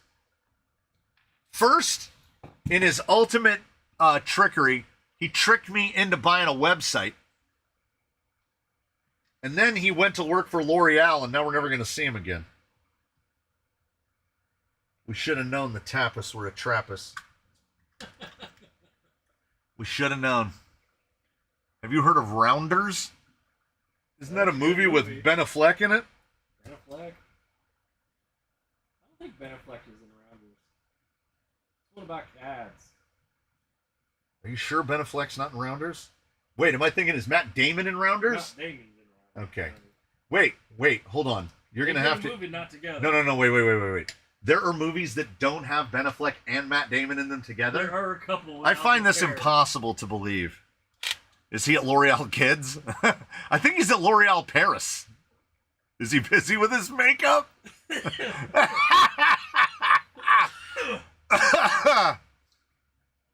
Oh my God. My dad's boss offered my dad 4 Arizona Cardinals tickets, and my dad said, "Cool, what sport do they play?" Don't you dare say Steve Bartman! You know, I watched like a mini documentary about Bartman. Here's the deal. Steve Bartman was the guy that caught the foul ball that Alou would have caught, and then the Cubs just disintegrated after that, and then didn't make the postseason after looking really good all year. And they kind of, they put half of it on the curse of the GOAT, and they put half of it on Bartman. Here's the deal. I heard somebody say, any of us in that position would have done the exact same thing. If the ball is coming like directly for you, you're just going to instinctively grab for it. Would Alou have caught the ball? Yes. Had they lost the game at that point? No. So Bartman got ripped, I think. It wasn't like he was single-handedly responsible for the Cubs ending that season the way they did. An outfielder or a fan? He was a fan. He reached over into the field of play, and he caught a ball that should have been... And, they basically changed the rules now. Like, the Bartman problem wouldn't even be a problem nowadays, because they basically say, if the ball looks like the outfielder would have caught it, like if his glove was directly under the fan's glove, dude's out. And that's the way it should be. Or we can go banana ball style. Bartman caught it. Guy's out. Guy's out. Some ball got caught. He found out about women from working at L'Oreal. Toy cars are done with. Yeah. Oh, MKRC is making foolish statements right now. Like, I can take over the website stuff. I build my own myself. You better watch out. You're going to get an email with a password in it.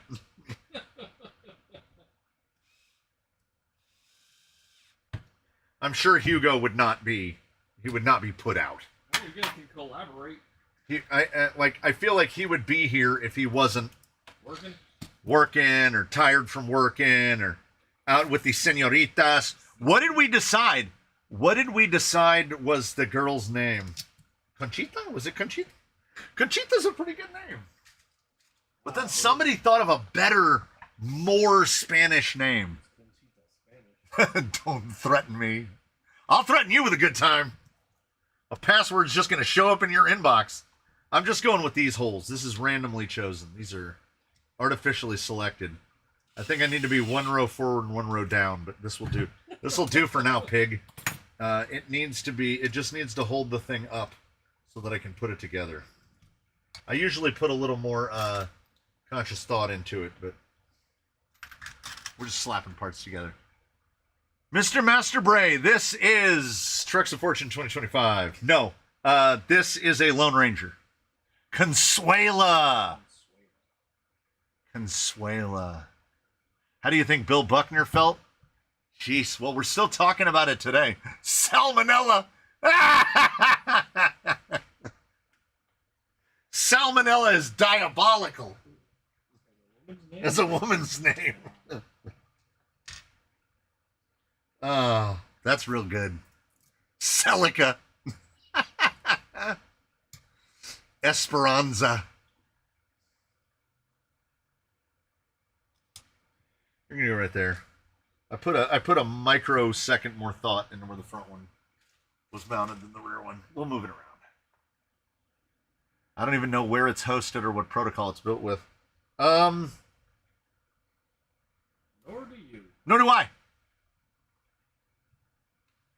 Nor do I. No idea. That needs to be a 22. I can find out.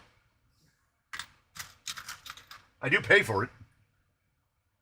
Well, by extension, you all pay for it.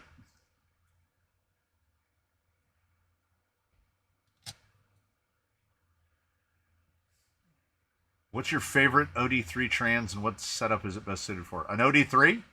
Like an OD3? Straight axles, realistically, you put it on a portal, you're working with a lot of reduction. It's an excellent choice for offset front, so F10, 10 Pro, you know, any of the offset, Capra, even any of the offset fronts. Capra is going to be a lot of reduction. But there are so many different portal gears around for Capra, you have a lot of underdrive options. You have basically all the underdrive options. But overall, I would say straight axle, something that you want to go low profile. You're basically going to be stuck to a little pancake, little 35-30, 35-25, something like that, because otherwise links are going to get in the way. I guarantee it. Yeah, stubby. You're going to have a stubby in it. That's just the truth of all of the Nod 2, OD3, all of the ultralight, all of those little low-profile gearboxes. They want a really short motor. Did you see the new Reef Scrubs tires? No, they just talked about them. What was the name of that polycarbonate clear you had found recently? Which one? What? When was I talking about? That'll help you. Incontinentia. Consuela's pretty good. Salmonella, though, is kind of amazing. Salmonella sounds like a guy. Well, the guy that does, like, stories about terrible stuff, Salmonella.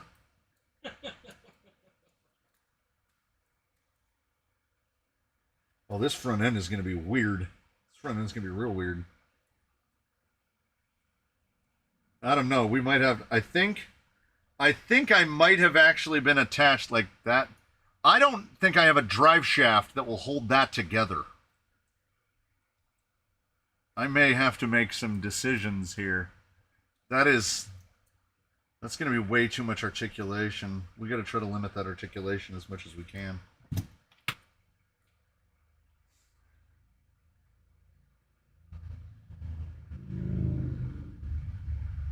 Did someone say pancakes? I do love pancakes. Who doesn't love pancakes? God, now I want pancakes. What a fine afternoon. I tell you what, the cooler's working. It's 77.7 degrees inside. That's fortuitous. Yeah, I need to. Yeah, that's what I'm doing right now. I think I was in the second hole, not the third. Ha ha! Wrong hole, fool. Wrong hole. I don't remember. Barely remember what I had for lunch. Chardonnay. burger. I did have a charred burger, and I ate too much. It's giving me a little bit of pangs in the middle. You eat all 6 of your zucchini? Yes, I did. I ate an inhuman portion of fried zucchini at lunch. I'll see you next time my body is fighting an infection. I need to go lay down. God bless. I would just take a bike ride when that was happening. And you have no idea how fast something would get purged out of your body when you force it to do exercise. Like, people would be like, oh, you're going to make it worse. And I go, I don't think that's how illness works. Forcing your body to... But man, would you force it out.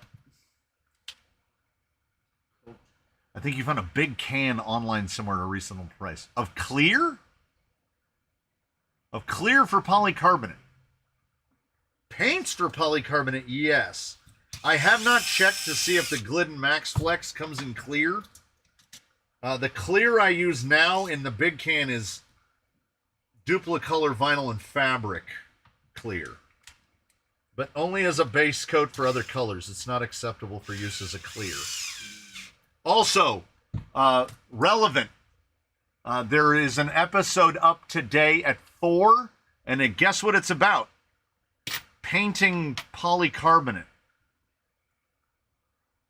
I love me some pancakes, but my wife is on a diet, so cauliflower for dinner for me might be one of the saddest sentences I've ever read.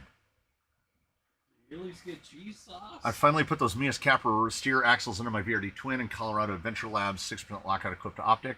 A little link tweaking in the AGFRC half-height servos fit the BTA great. Yeah. Do the British eat pancakes, or is that too much deliciousness for them? They don't eat pancakes, they eat crepes. That's what somebody else said. Mr. Masterbray said that's a crepe and they're thin. Yes, they are very thin. Are you getting a Lloyd 2 at some point, or did you already? Oh my God. If anything can prevent me from not ever owning a Lloyd 2, which just based on looking at it with my eyes strikes me as the ugliest body. Worse than the Strike Force? Yes. Really? I think it. I genuinely believe that it. I genuinely believe that it unseats the Strike Force.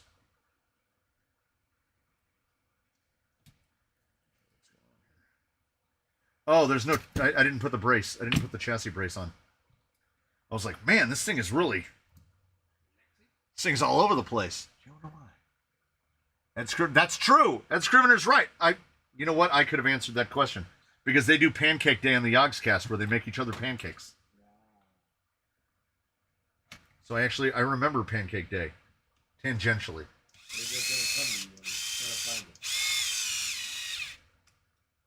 I'm going to put this right here. We're just flying free here.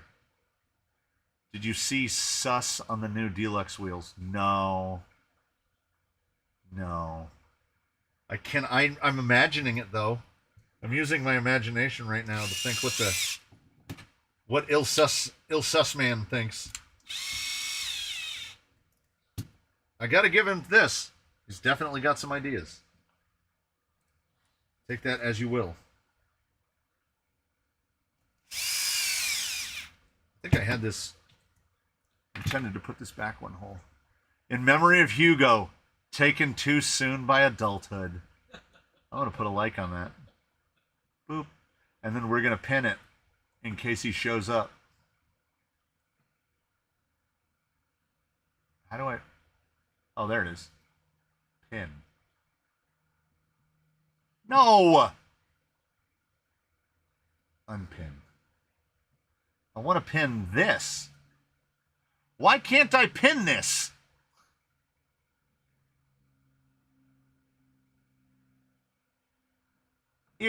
Why can't I pin this? Are you logged in? Report, remove, put user in timeout, channel activity, go to channel, but I can't. And then if I click the dots, same thing. Why can't I pin a super? Boo. Isn't the Lloyd 2 just a Jeep Kaiser? It is pinned? It shows up at the top. I can't pin it because it's already up there. Got it. The Lloyd 2 is, to call it an atrocity, I feel like is a misuse of the word atrocity. It's so, although, oh my God. Oh my God. Was it on their Instagram?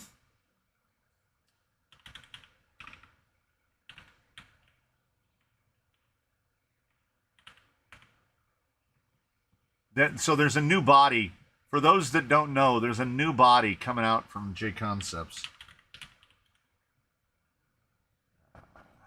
Hopefully it's on their Instagram.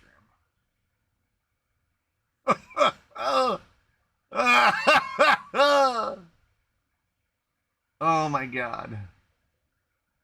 Is this the one?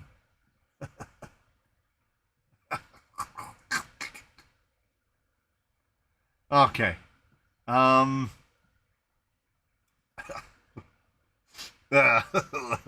Okay. So they have a new body coming out called the Warnier that's tucked front and rear. Okay.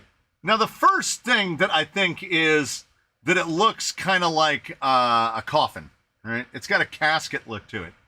And then when you get to the like when you get to the nope. It's the arrow inside the other arrow. I don't know. There's something. I don't know. Like, they've got a guy down in the design division at J Concepts that is just like, hey, man. I mean, that's 24th scale, so the proportion of it, so everything about it looks wrong. But that Warnier, do they have one where when the Lloyd came out? Boss, man. Oh, there's the front end. There's the front end. Oh, they don't have it on here. I would have to go to the J Concepts blog. When you see the distance between the headlights, it is comical. Lloyd. Wow, has it been that long since they announced the Lloyd? I guess it has. Yeah, I just wanted to go to their... Also, it's not just me, right? Like, it looks like something out of Cars. Like, I know it's a TRX-4M. So all the dimensions start to get kind of wonky when things get small. But tell me that thing shouldn't have eyes in the windshield. I don't know. I genuinely don't know what's going on over at J Concepts. That looks like a frog's butt.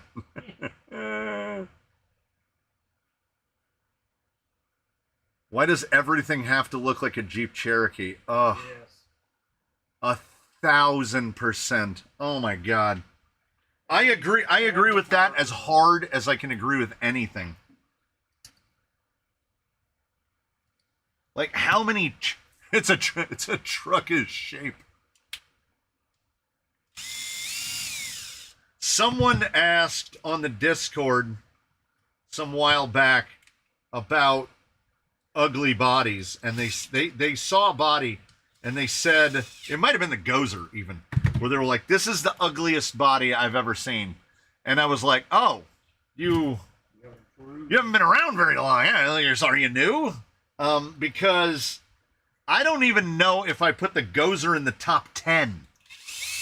And then I proceeded to provide them photographs of the vehicles that populate my top 10, all of which are atrocities on one level or the other. And this was prior to the release of the Lloyd 2. Jerry the raccoon got scared back in by the rain. I thought raccoons love the rain. They wash everything.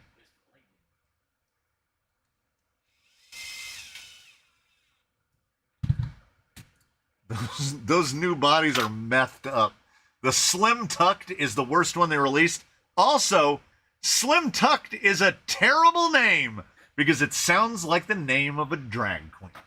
Or a rapper. Or a rapper. A drag queen rapper? Potentially. When I filled this shock, I overfilled it. I can't get it to full compression. It's the drag queen of Slim Shady. Oh, an Eminem drag queen? Slim Tucked. Wow. This raccoon does not love the rain.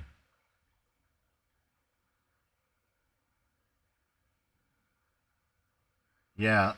Now I really want to find a better picture of the J Concepts Slim Tucked. Because the worn ear is pretty bad.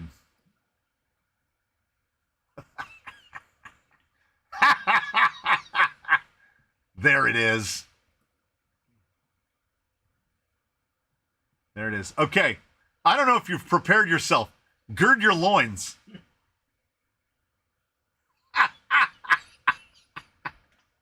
I can't even look at him. Oh my God. Oh. It's so dumb. Can I make it bigger? Can I make it bigger?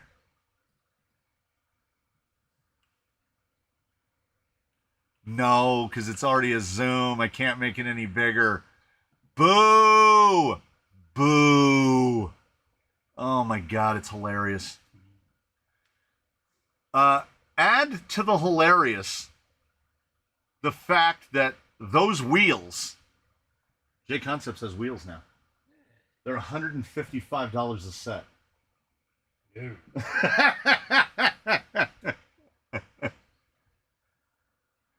Yes, Jerry the Raccoon. I was just telling the blind guy, yes.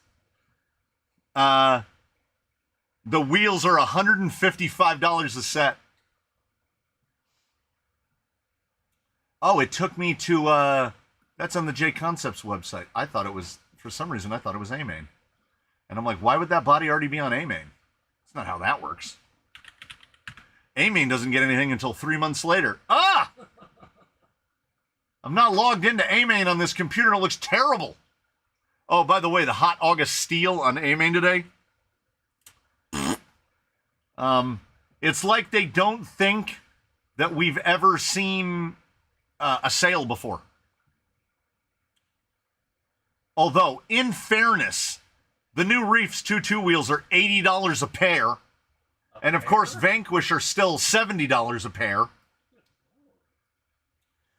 But, That's criminal. and RC4-wheel drive still has a slim edge on J Concepts, but not a lot.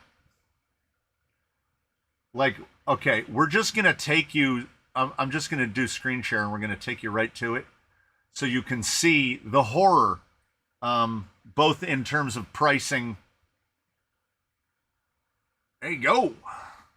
There you go. J Concepts Ultra 2.0.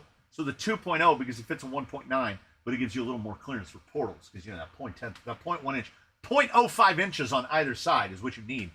$153 for a set of 4, and apparently all of the parts, every individual piece is bespoke to the J Concepts wheel. Can't change. So they're trying to grab some of that Vanquish pie. You can't use anyone's hubs, rings, none of it. Centers, whatever hoops. I would say Predatory is also, yeah.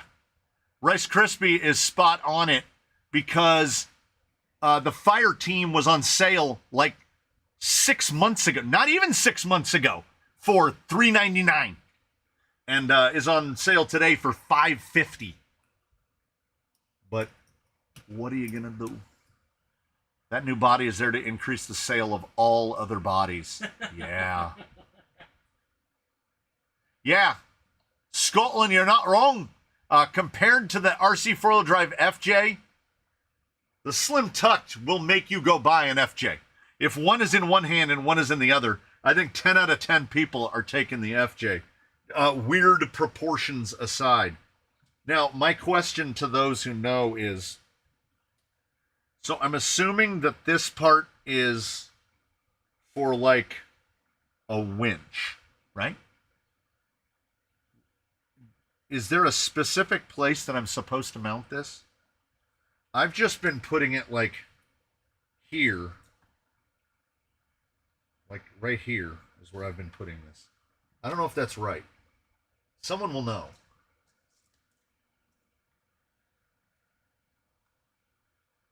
Yeah, I mean, I don't know.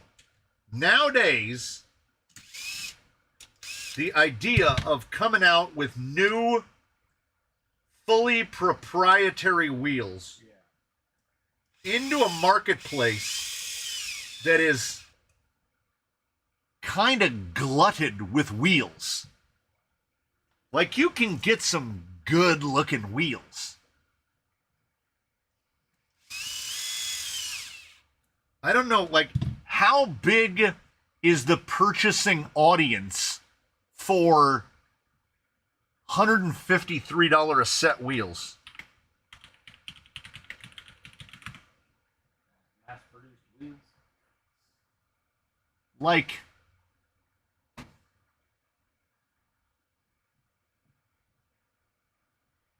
That's the thing. Are they unique, or are they? I think I've seen that spoke pattern before. the TXX RCSS wheels off of Amazon, some of their wheels look pretty good, and they're like $30. Put it in top or middle row of shock tower. Okay. Racing and universal mount. Awesome. So I'm on the right track. I want to say that what I want to say is I haven't made anything remotely like a hard commitment to body. The wheelbase as it sits right now is about 320. I had originally gone for my usual 330, but then I was like, 320, you can squidge it and put a 313 body on it, or you can squidge it and put a 324 body on it. So I think or I can put a cab on it. So all my body options are wide open for this. This front end moves too fluidly. I'm not used to this. Ooh, yeah. That's nice.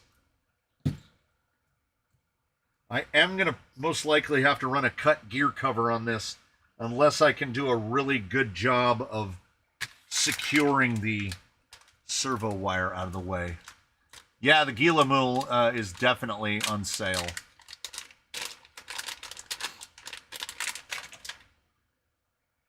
Oh. We can, you know what just occurred to me? I thought I had everything, but you know what? I might not, because I just looked at this. I need a rear drive shaft that is...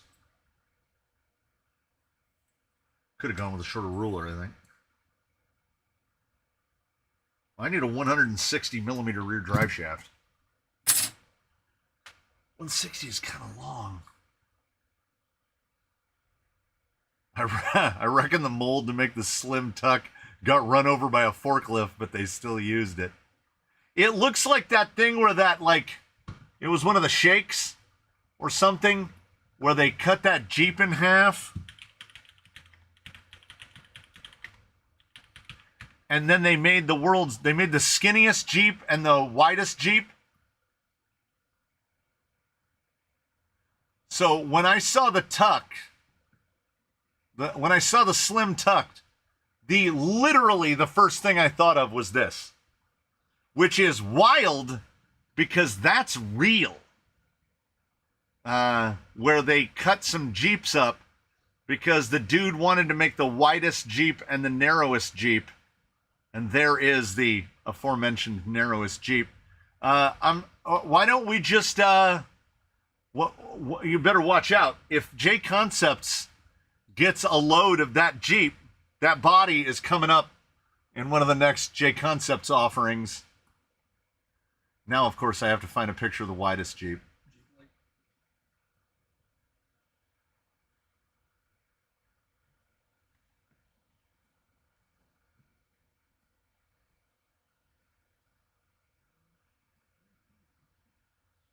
World's widest Jeep.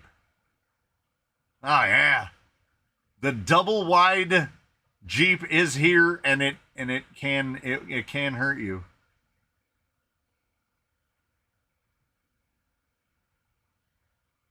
We need the head on. Okay, that's the one from the back. Ugh, Supercar Blondie. I didn't realize what I had clicked. How annoying. How about we just open image in new tab? There we go. That's all we needed. There you go. I mean, we see what they did. They glued 3 Jeeps together. Hot take, the Stage Killa looks better than the Slim Tuck. That's not even a hot take. The Stage Killa at least harkens back to, like, terrible movies we saw in the 80s. The Slim Tuck is just ridiculous looking. Ooh, Sheila's Partial has arrived at the Bell Garden sorting office. Nice! I gotta go hang a flat screen on our fifth wheel. Our uncle, aunt, and cousins from Papua New Guinea are coming over in a few days. They're going to speak at our church. They are missionaries. That is a wild sentence from beginning to end. I'm 100% here for it. Why is there already a flat screen in your trailer? I'm suddenly and inexplicably considering the Strike Force body.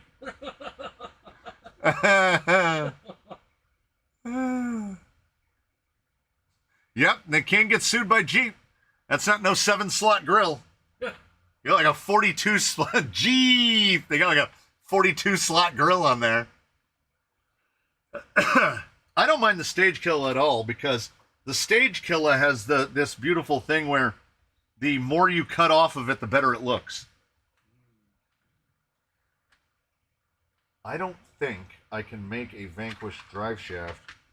What is the longest Vanquish shaft I can make with the parts that I have?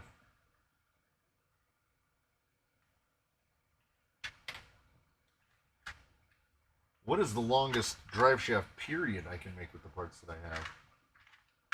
I don't have any cut to lengths. Element won't do it. I don't know if Axial even has ends that long. No, the Vanquish ones are actually a little longer.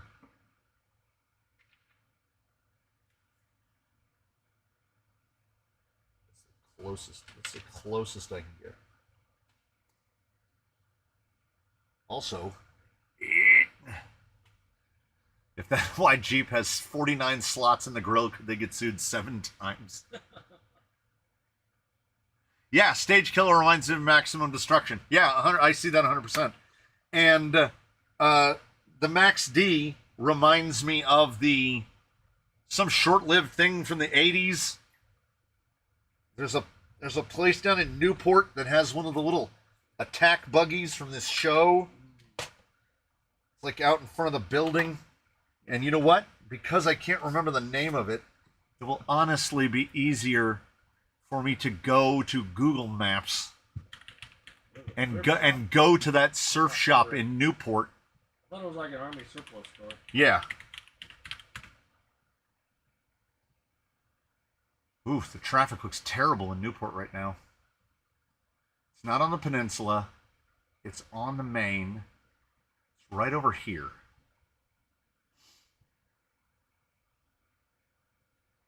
Let's see how close I dropped a pin to it. Some cyclists riding. I think I was about a block away. Unless it's gone. I hope it's not gone. Something like that. I mean, it has been quite some time. I think it's gone. Oh my God.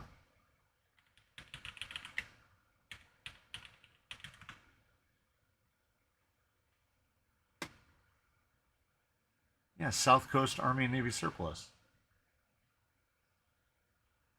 Was I just a block away? Maybe I was a block away.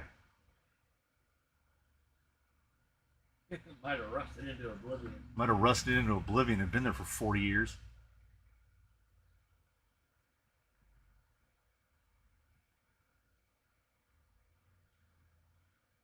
Another good body is the J-Con Illusions F250.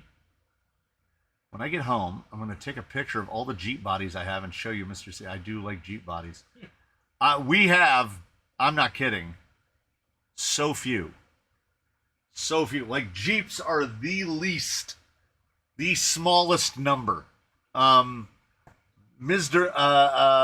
Zorana is the Axial CJ7, and I know you got a Cherokee here. not anymore. And Blue Sky High is the JP1, which is a Jeep. You know, it doesn't have the same number of bars, but it's a Jeep. And then, I think that's it. You know what we love around here? FJs. We love FJs. But yeah, I wasn't a Jeep guy. The Biddy Design Baja is the one here that remains unpainted. I painted a bunch of bodies recently, and that was not one of them because you can only paint so many, and then your body gives out on you. Oh, okay. Reef's scrub tires are pre-feathered. Oh my god. Oh my god. They're selling you used tires. Come off competition rigs. That is... Jesus. I mean, on the one hand,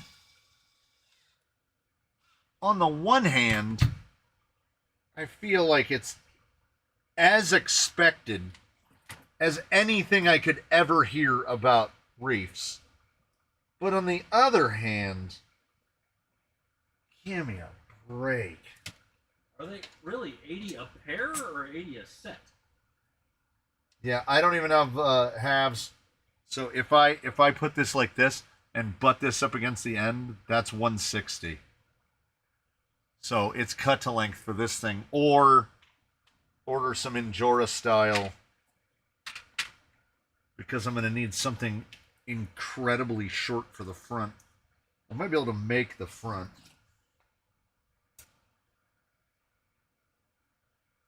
$80 a pair. Yeah, the front is 62. So I can't even put power to it. That's a bummer. That's a bummer.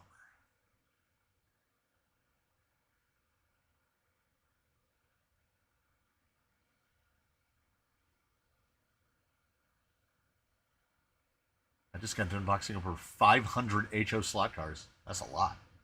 I don't like Jeeps so much I refuse to buy an RC with a Jeep body. Not even to swap after. Don't want that toxicity in my life. Yeah. I think you can get away with a toy car that's a Jeep and maybe not be immediately assumed that you're a Jeeple. Which is what I call the Jeep people. I don't think I made that up. That's just what I call the Jeep people. The Jeeper.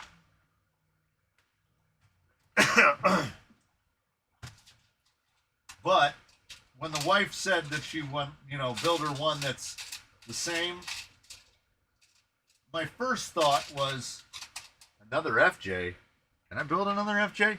So for a split second, I was like, oh, I could get a Michigan. The wife feels potentially more strongly about Jeeps than some of the folks here do.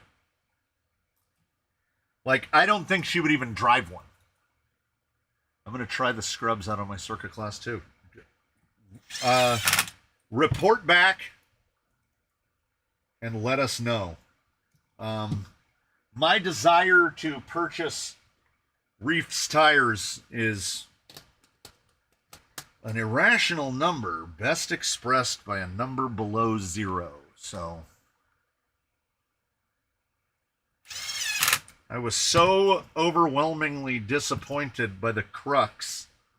I refuse to buy anything that has cheat in the name because it's dumb as hell. You can't call something a cheat code when it's legal within the rules. Whenever anybody dubs something as the cheat code, I find it ultimately distasteful because there's nothing cheating about it.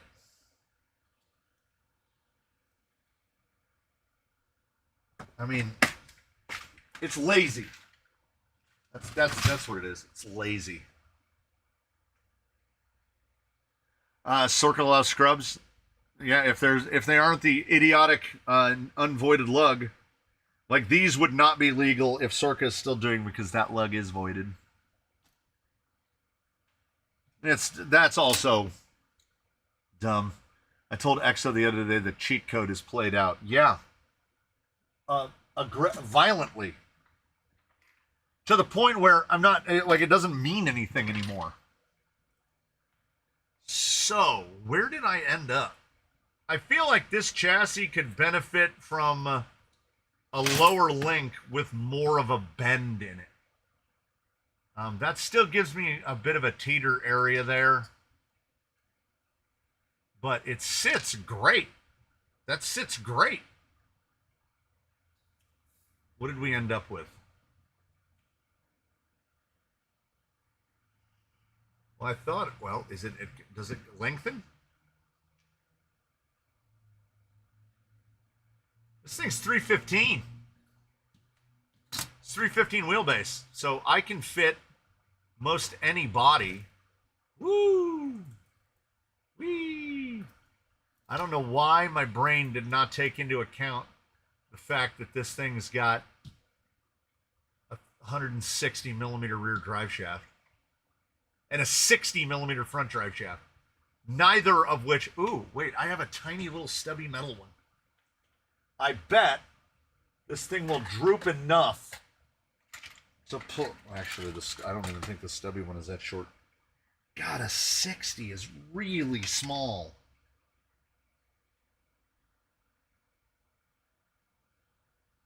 I've got a 60. Okay. Also, it might look a little tall because these are 5-inch tall tires. So those are definitely going to contribute.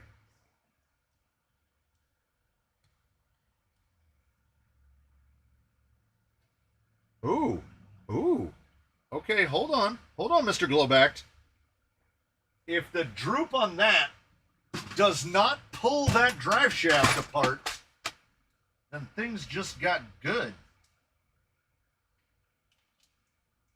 Now, those drive shafts only have like 12 millimeters of insertion, so it could very well pull it apart. But if it don't, we are in business. Cut to lengths go down to 68. So, well, you might be able to get a cut to length down to that short, maybe. But I have had situations where I can't get them short enough.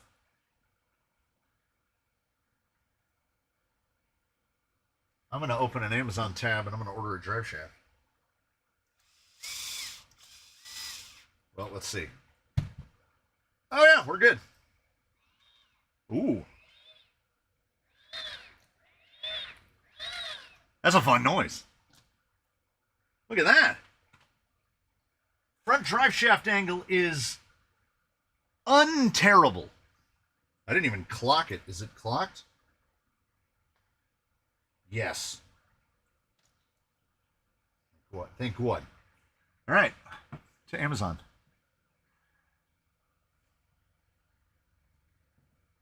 It might be 62. For some reason, I'm thinking 68 for the cut to lengths. I think it's 68 as well. If I can, though, crawler drive shaft. $20 for a pair of cut to lengths, and they're here tomorrow. $18.90 for a pair of cut to lengths, and they're here tomorrow. 3-pack for $32. That's Amazon economy. If you buy a third one, it costs more. There's a Mias. The Mias ones aren't bad at all. The Mias black coated ones tend to be out of clock, but they've got a 121 to 183. Okay, so we'll throw that one in the cart. And then we'll see if we can find the glow-backed. If we can find a glow-back, they would match. Vigu. I don't remember when I thought a 77 millimeter drive shaft would be short. There's the glow back, but black. Do I have a black one too? I have the glow back black one. Okay, so we'll throw one of those in there as well. Add to cart. And then I saw a 2-pack of the silver non-coated cut-to-lengths, which are my recommendation and the ones that I prefer. Yes, there we go. Yeah, AMK 68 to 229. So some of them may go down shorter, but I knew I had 68 in my head for a reason. Do the one, copy that, go to here, go to there, do that. Add to cart. And also, I ain't going to fib. These are all available overnight, so they'll be here by like 8 in the morning. Although sometimes they say 7 a.m. to 11 a.m. And somebody whips a package over the fence into the grass at, 4:30 in the morning. And place your order. I did a place your order failure where I went to order something and then it popped up that little window. Would you like to add anything? And I didn't notice, and I just walked away from the computer. And then the next morning, I'm like, where's my order? Cart's still full.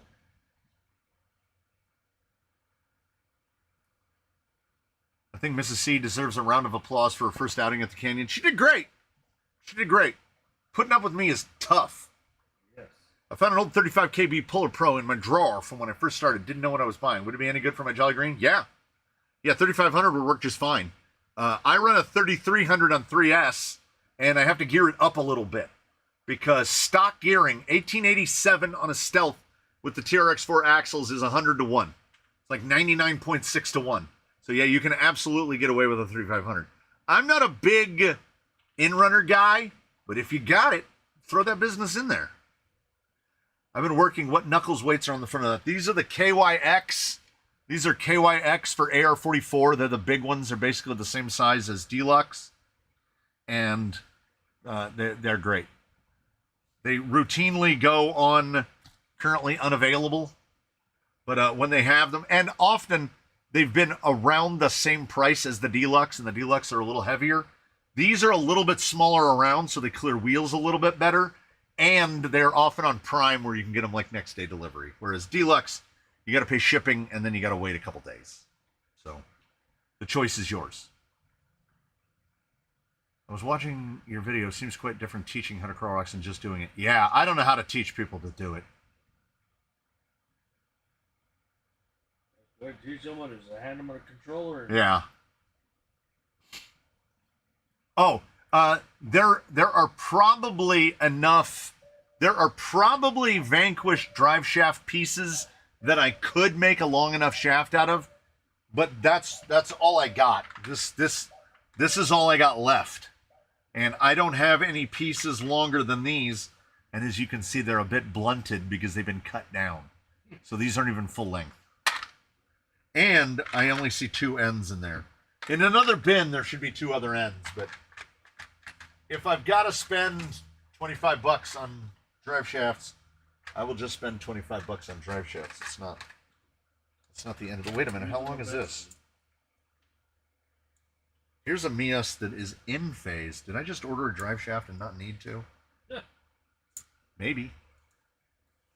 Use it eventually. Yeah, I was kicking myself. Speaking of the driver's ed portion, I was kicking myself for not just taking Baseline out there to begin with. He's the best option for that kind of stuff. And I guess my defense, if I have a mountable defense, is that I wanted her to try it in something that she's familiar with, but I didn't realize how non-crawler spec that TRX4 is in that layout.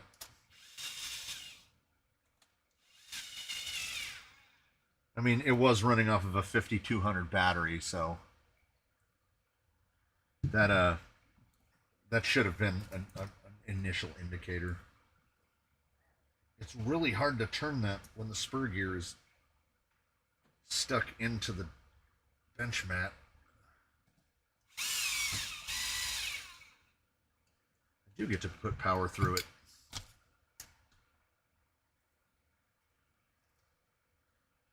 Yeah, somebody had an even better idea than baseline, which is the twins.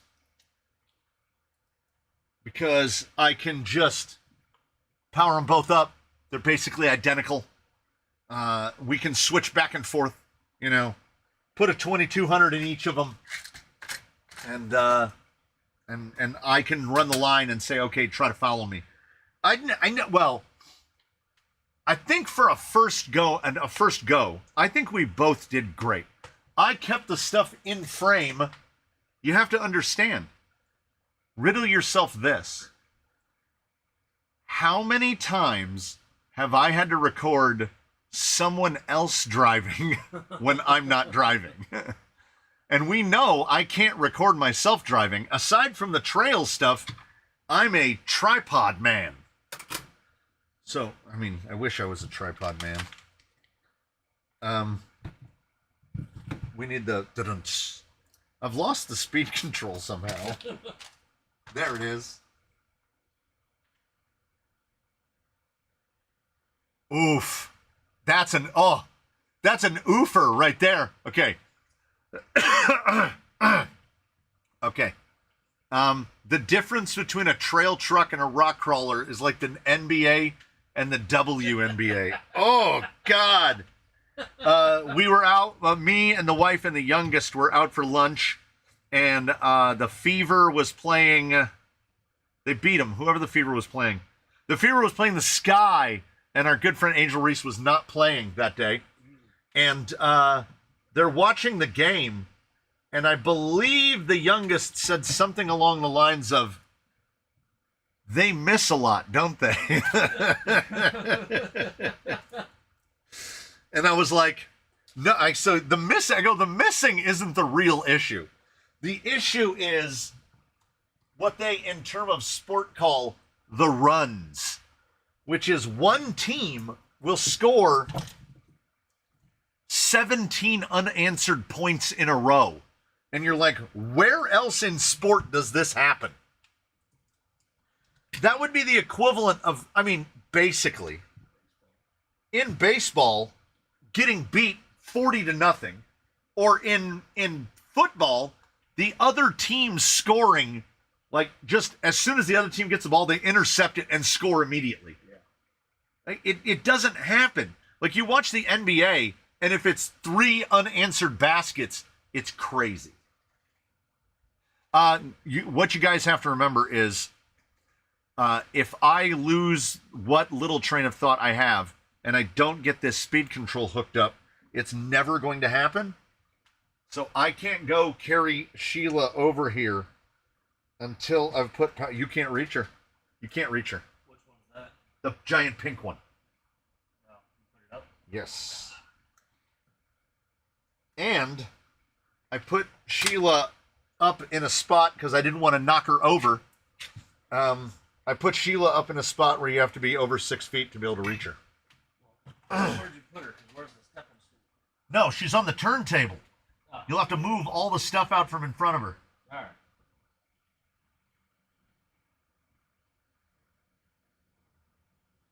If you're not doing nothing. Why would you wear a wig to play? Wigs make you shoot better. I think if she's going to wear a wig, everybody should have to wear a wig. It should be like the House of Commons. Did I get that right?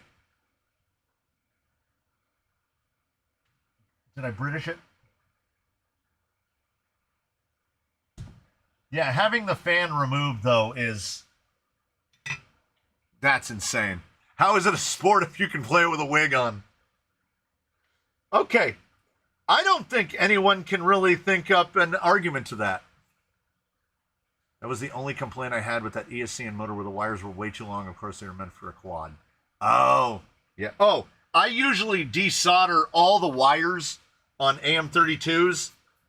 Like, this is all mock-up stuff. I will hardwire the motor to it, and I will remove the plugs from the motor, because first you have the AM32 aspect of the controller, and then you have the droney nature of the motor, and then the next thing you know, you've got a 17-inch lead. I mean, look at these.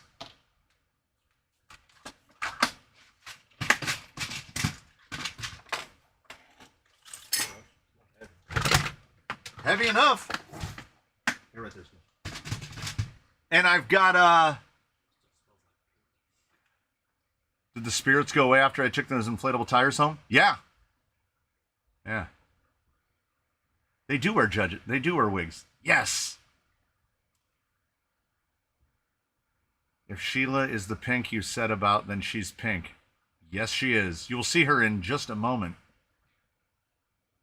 And I believe the spirits did go away. It's because all UK law is derived from maritime law, which is why the witness stands in the dock. Hey, watch it. Don't make us learn. What? Because my brain will remember that. Damn it. How dare you make me learn something? That's why I bring outlawed guns, because they don't work on the seas. People are only allowed to have cannons. And that's the way Britain likes it. We're going all in.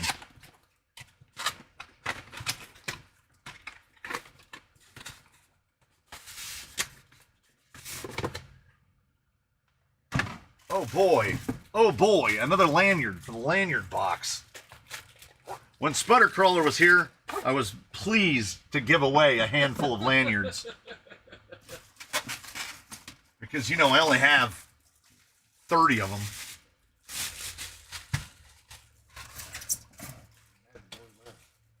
Yeah, 30 is a gross underestimate. I have over 30 RC4s.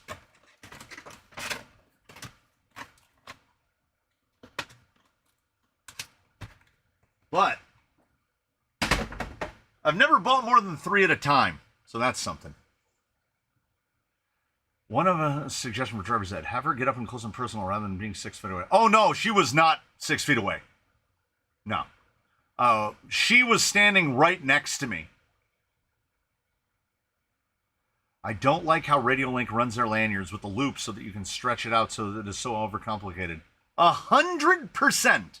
Also, I would love to just be able to use lanyards, but the microphone picks up every single sound it makes. Oh, did I see a 2800? Yeah. I've also got a brand new unopened, uncharged 3800 from the ones that were on sale.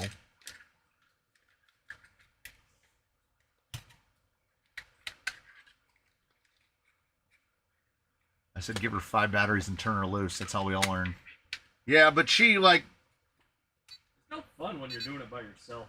Because there's that level of counterintuitivity to it, where when you think it's going to do something and then it doesn't. And also, you have to remember a perspective of prior to beginning to just jumping in head first into trailing,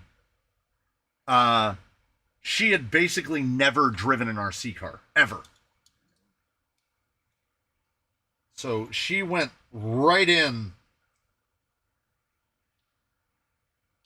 And I told her, when we were talking about her doing that episode, I told her it's going to be easier for you because you don't have to walk and drive at the same time.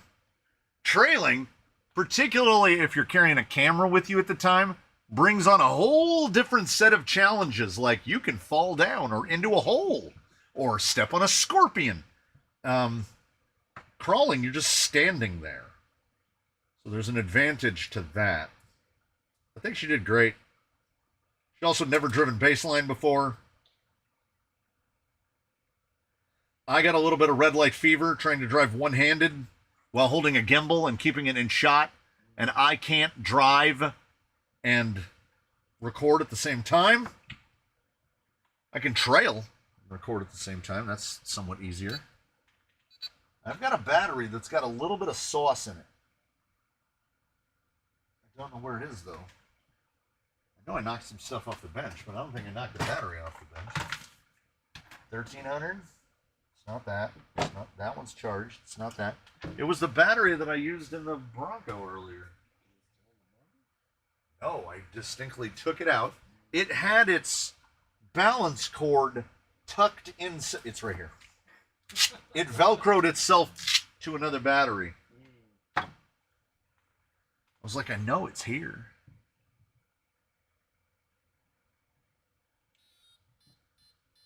So you really stand at the edge of all those boxes and reach to get. Yeah.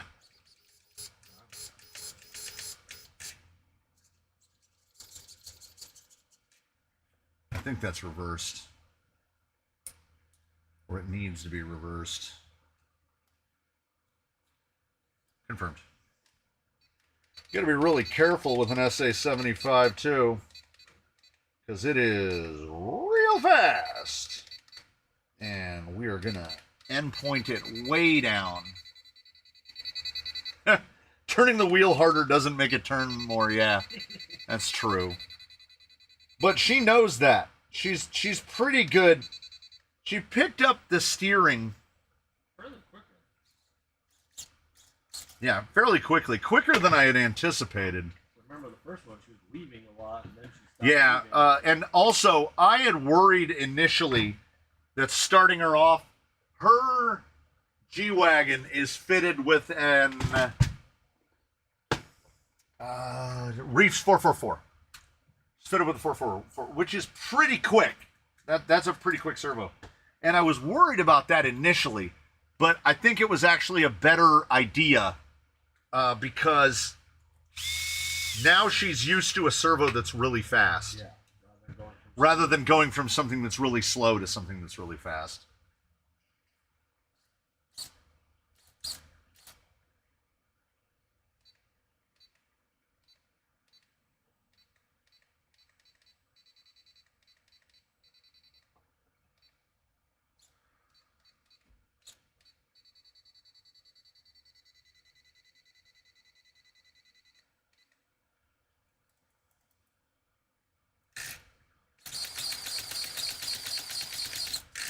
These are razor wires for someone who asked.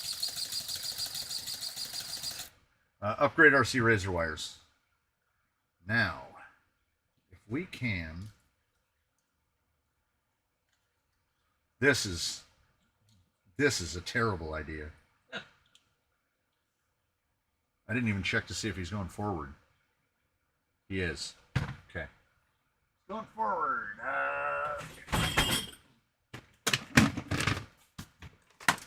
Go with Vanquish.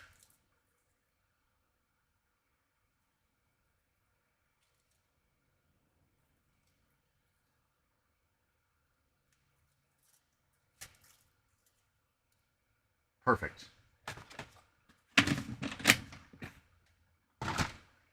When I swapped the servos in two rigs, the servos sped up with my rig with the RC6, both Hobbywing Fusion set at the highest voltage. Could be. So it's sped up on an RC6 versus an RC4. Huh. Interesting.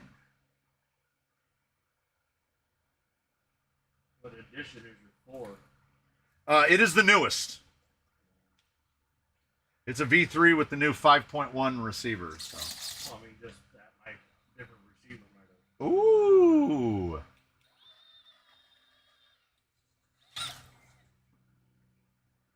Oh, she's very smooth. She's a very smooth. Look at that. That's all four wheels down.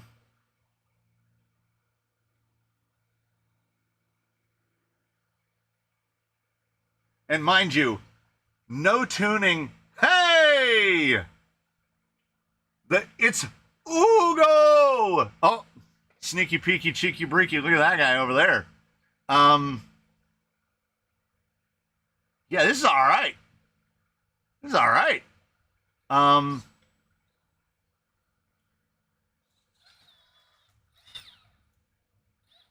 I notice no weirdness. How is Celica? Woo! So good. I notice none of this, none of this.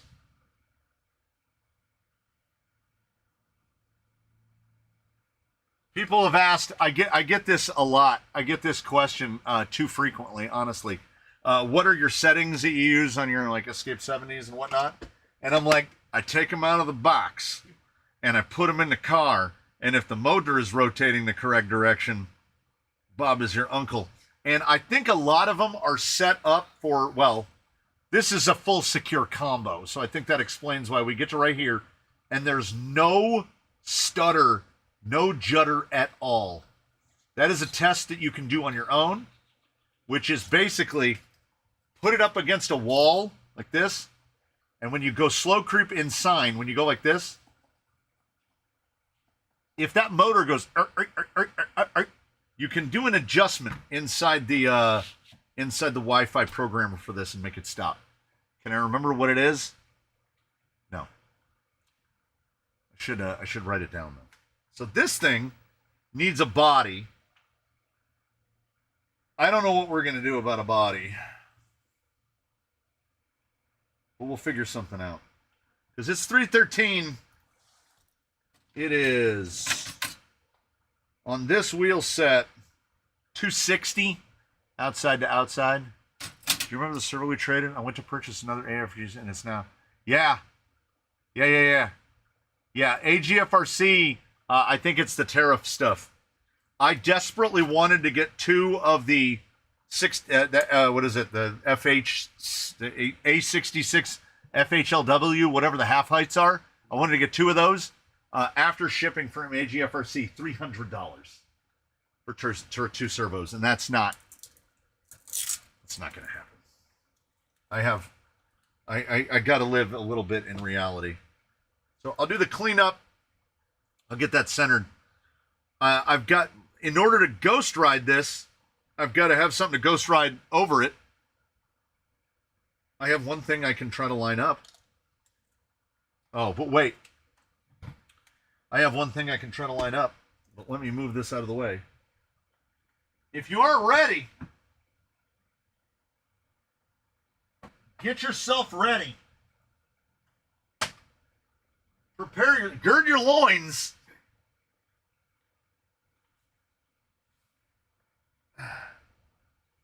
Did Mr. Hurley say that he wanted pink? Brother, you got it.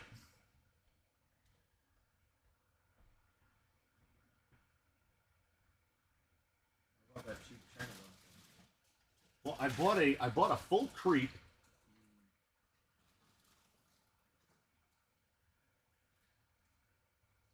That's a K100. I'd have to cut that to K10. I'd have to cut that to ribbons.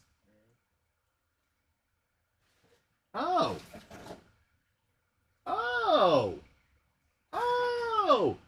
A bunch of bodies fell behind the thing. Oh, we do have options.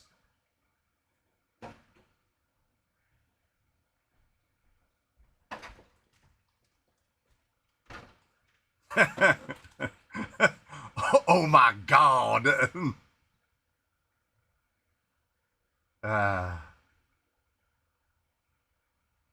No, these are real. These are real. These are treps. As soon as she said build another one, I ordered trepidors.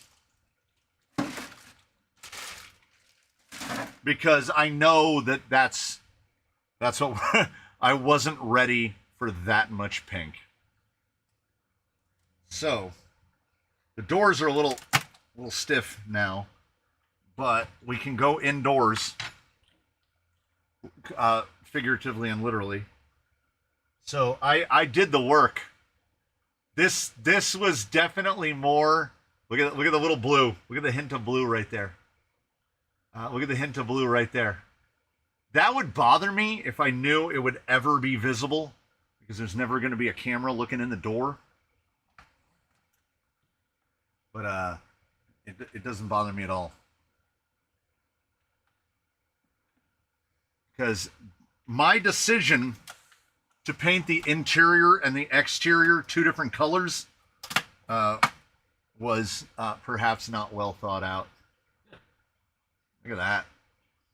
I don't know what I was thinking.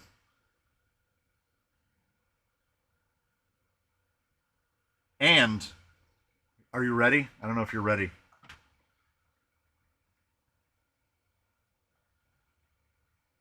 Yeah. It's pretty good, right? So it's really only like, see, you can't see it. Are you driving it? You can't see it. Yeah. That's the stuff right there. Yeah, it does need a couple bricks put in the back. I did not weigh it after assembly. I just know that it was, what was it, 8 pounds? Right at 8 pounds. It feels so stiff. Has not. I mean, I drove it around on the floor, and the thickness, what I didn't take into account because I didn't know to take it into account, is the thickness of the fluorescent paint. I thought it was just very bright pink. I did this on the Discord. If I can find it.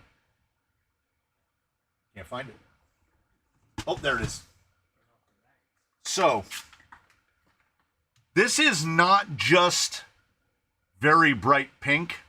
This is called gleaming pink. Bottom of the left door is not in.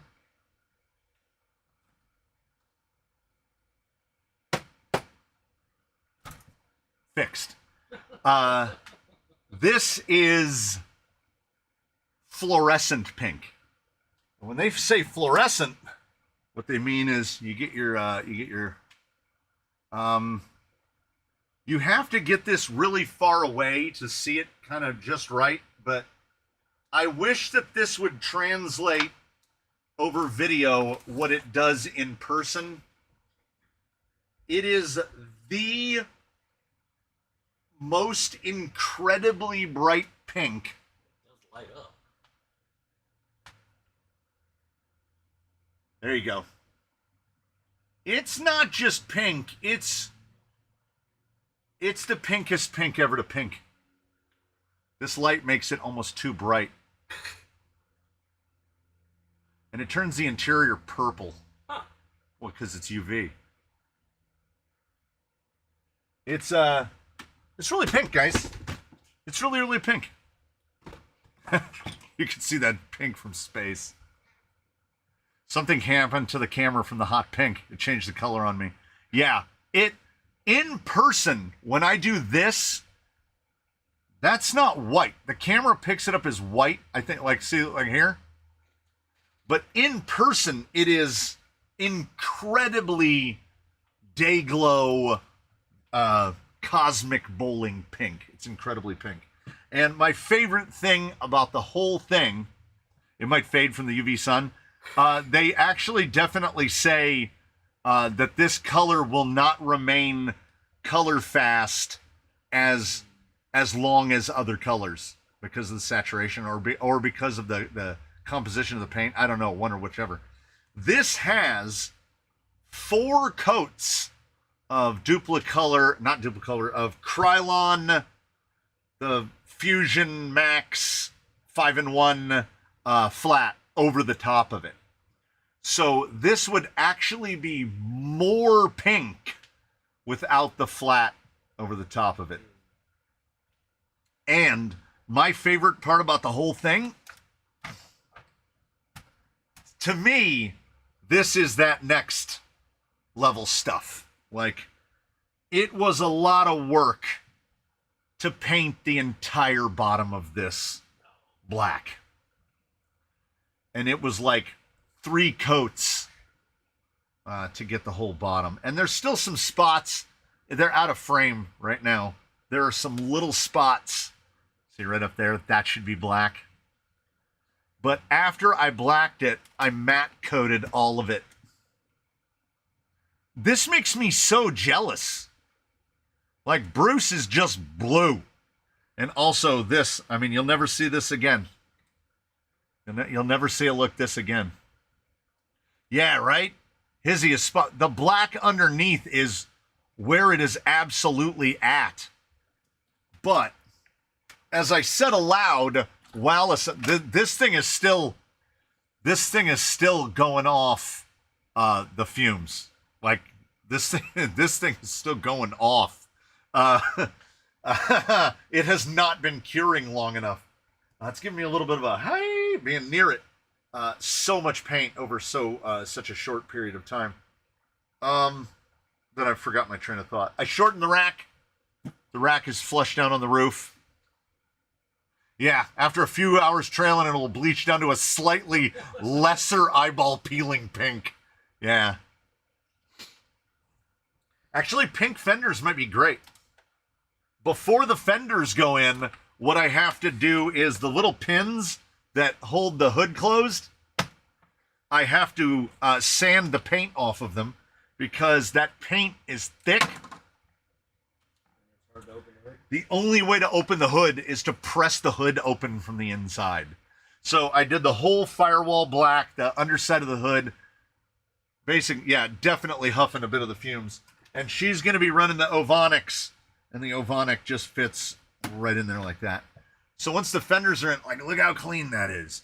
As I mentioned, I want to resist running a different gearbox and a different axle as long as possible, because I have 5 of these axles. 5 of them, not counting the ones on Nigel and the ones on Sheila. So in total, I have 9 of these axles and a complete T-case and gearbox. So we've definitely got spares. When she first saw it, she said, "Wow, that's really pink." And I said, "Lady, you said make it pink." We went pink. Yeah, pink, gray, and black. You can't go wrong. And then if we open up the back, maybe I can... The hinge was really tight at first. I don't know if that camera will be high enough to see up the back. So I made a chassis brace, a Shakhtar brace, and it's also the mount for the camera. I just had to cut it apart and brace it back together. I am not averse to cutting those holes in the chassis to fit those towers, because the 100 millis are, as far as I'm concerned, they're one of the best things you can do for one of these FJs. The availability of decent 70 millimeter shocks is terrible. And it's it's the Bruce mod. I did the Bruce mod. It's RC Lions TRX4 shock towers and 10 Pro shocks, 100 mils. Like, look at this. We've got,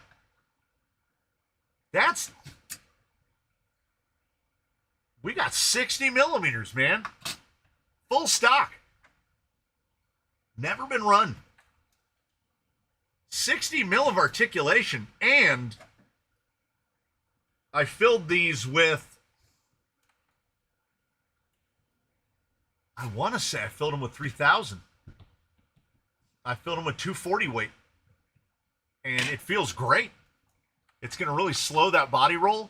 It's like I'm working against myself actively, because she was like, well, if you think that you flip over more than me because I'm running this one, then build me one of those. And then I built her one of those and put all of the stuff that I learned about FJs into hers before it's ever touched the ground. So Bruce took miles and miles and miles to get to here, and hers is like this, straight out of the box. Modded the inserts, did all of the stuff. Yeah, Pink Panther level pink. Am I going to put a spare tire on the back? I don't know. That will be up for her to decide, but we do have it. There's the other one. I have now bought 10. I've bought 5 pairs of Proline Trepadors because it is the absolute perfect tire for this vehicle. I mean, like it's perfect. The amount that it fills out the well, there and what a shot. Those are under the clear coat, by the way. I didn't just stick a decal under there. And if you were wondering, yes, it is on both sides. It has to be. Because one time she gave me the business. And I am in the business of giving the business. What I neglected to do before I put it together, and I'm still kicking myself about it now, is put the I didn't drill the holes for the catches. The only thing that's really holding it tight right now, oh, it's reflecting the there we go, the color change sign. The only thing that's holding that rear door down is the paint. No, there's no rake at all. It is perfectly level. Well, I don't know. We've got mobile. We go mobile. Well, let me flip the camera so that the cable's on the right side. See if I can get back far enough.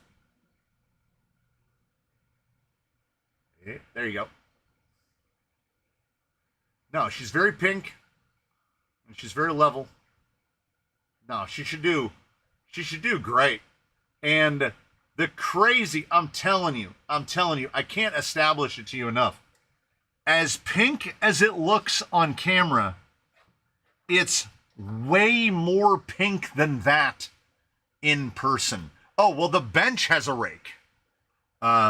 Sheila does not. Well, watch. Let me set this here. So look over here. Right? See how much ruler we have? And then if we slide all this stuff out of the way, well, I can do it even easier. See this right here?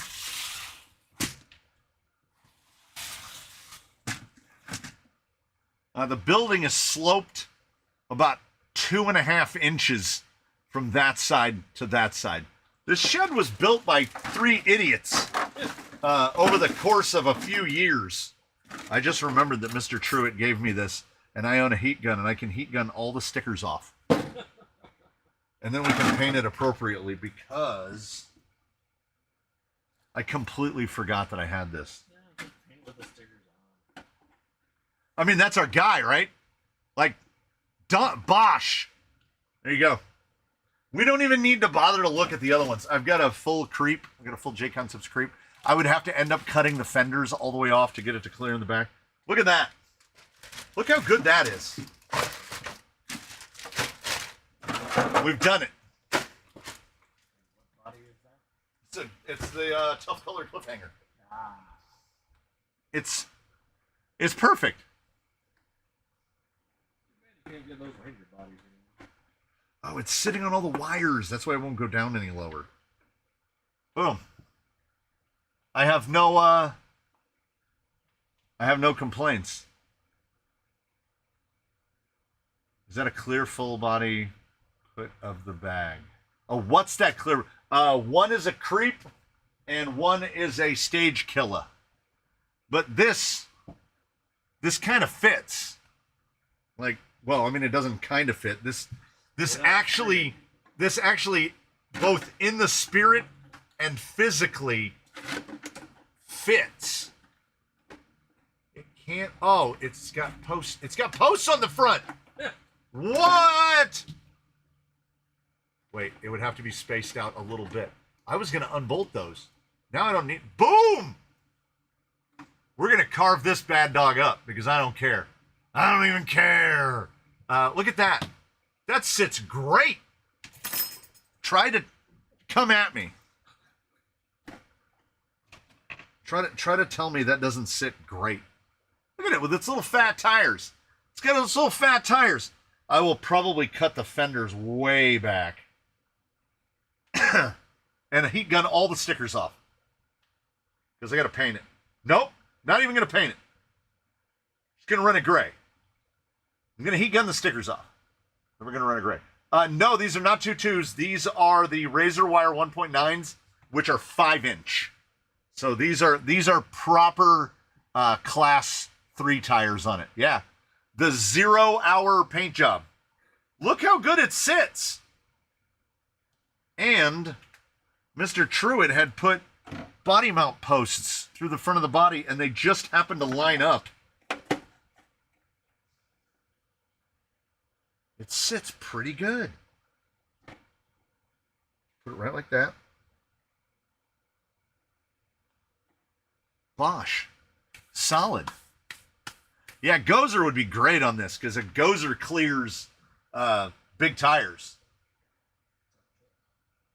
But tough color? I mean, with a tough color, 2200. I don't know if I'd run this on a 2200. Seems like a lot. We can weigh two things.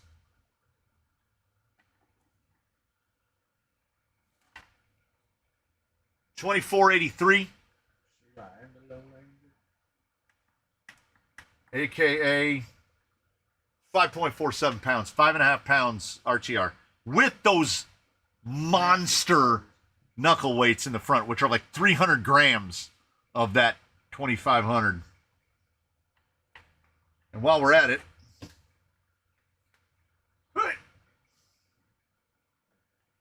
Not that heavy. I forget you have to turn her. There's no easy way to weigh this because of the leaves. Now we got to try to peer under and see what the scale says. 10 pounds. 10 pounds. Oh, the wheels. I was like, where did we add weight? Oh, does it have battery in it? Yeah. Ooh. RTR. Oh, I don't like that. 10.2, aka 4630. That's not bad. I believe I weighed the body before I started putting everything together. Memory somewhat serves. And the body's 3 pounds. So you are ice skating uphill from the very start with an FJ40. And unless you're going to go safari mode, you've got to add a bunch of weight on the bottom to try to account for that 3 pounds on the top. Oh, yeah, the Desert Hummer. This one. It's got a really short wheelbase. So you're either going to have to carve one up. I mean, actually, it's not terrible. But you can see, because of the width of it, you would have to cut. You just have to cut it into ribbons. And I want to get this fitted on something where I don't have to cut. Like, that looks cool, right? I ain't lying. That looks cool. But you'd have to cut it into ribbons because it's going to hit tire everywhere. It's probably going to end up on something on like Capra width axles. This is the guy. I'm not even going to paint it. I'm going to heat gun the stickers off. I'm going to put a rear body mount in it, and I'm going to run it. Hold on. Rewind that back. Well, I'm going to trim it up. Okay, let's pop these through. I will change one part of the mounting arrangement that he opted for, which is I'm going to put bigger, either a fake grill on it, something. I'll probably pull those 3 mils through. So I note he's got 2 holes here in the back, which happen to line up right there, which means I will probably have to make some little sleeves, but this means give me 2 long ones. This means I should be able to just put body mount posts through here, and then I'll drill those out, and then I'll just have 2 body clips on the back. I'll just put body posts in like that, and then that's how we'll mount that, because that's pretty level. I'm all right with that. I want to drive this. I want to go to there. But it's got, as anyone would anticipate, it's got like 2 hours of work that need be done to it to get it to fit sort of right, to get the body situated. The electronics are just we did nothing. The zero diligence. Now, I like the brace. I wonder if I can flip or modify the brace, move it back, and we could get away with running like an 850 on the battery. I don't know. That's step back stuff. Do you know how long it took me to level out those body mounts on that grill? Oh yeah. I have been there, and I can imagine. And it's another day where I'm not using any of the like 60 body mounts that I was given, because we figured out a way to get away or to get around the body mounts. 5.5 pounds RTR. I'll remove some sticker weight. We'll add some tape. We'll clean it up, and it'll be good to go. Look at that little guy. Look at that little guy. Is this his forever tire? I don't know. I hope so. I genuinely hope so. Did you already say what compound there is? Super soft. The open side is usually forward. Did I put it backward? I did. Yeah. Oh. Yeah, I might be able to fit a battery in there. Yeah, I'm gonna have to trim this body up a decent little bit. Yeah. Should be good. It should be good. And what was helpful is I didn't feel like I was building it to any kind of a constraint, because I wasn't going to build a class 1.5. I wasn't trying to build something specifically for cabs. I just wanted to build it. You know, it's been sitting over there for too long, like many of the things have been sitting over here for too long. So I just, I got it together. And the body is used, so that gives us carte blanche to cut it up. We'll trade places. You can check this guy out real quick. Look at that guy. I need the foam block, which is why. Now I'm 1 foam block shy of the number of foam blocks I need. So I did 3 color paint on this. This is Glidden Max, Pure White, and Classic Yellow. And then the inside of the windows are done with Tamiya Translucent Yellow, but they look kind of opaque at times. I saw a picture of a new Bronco on the internets, and I kind of liked it. It was basically like this: black hood, black flares, yellow with the white. I think it was Olympia beer related. And I didn't paint the rear window, or I didn't mask the rear window, so you can't see the body mounts through the sides. And it came out great. And I put these wheels together for it, and I think the wheels look great. And who doesn't like... And like I say, that is just I think it's called Classic Yellow. It's great. It lays down great. And this is definitely not fluorescent. If you shine a black light on it, it turns into something terrible where you can see the silver that's under the yellow is absolutely not fluorescent. So Even the yoga blocks 964. 964, even though it's just very yellow. Too bright, too many colors. That's one color, yellow, because in terms of paint, white and black, I do not regard as colors. White is the base for all light, and black is the final of all pigments. So that body is black, white, and yellow. So at most, you could try to claim that it's two colors if you want to call white a color. But white is, in my estimate, the absence of color. It's light before a prism has split that light. So you get the yellow from the white. I love how this thing came out. But wait, it gets better. And you'll notice magic was performed here. We got the cut up back with the bumper. And look down the sides. Look how good that body line looks. Oh! So good. So good. Because we did a thing. Got some aluminum angle. And we made it a little bit less comfoxy.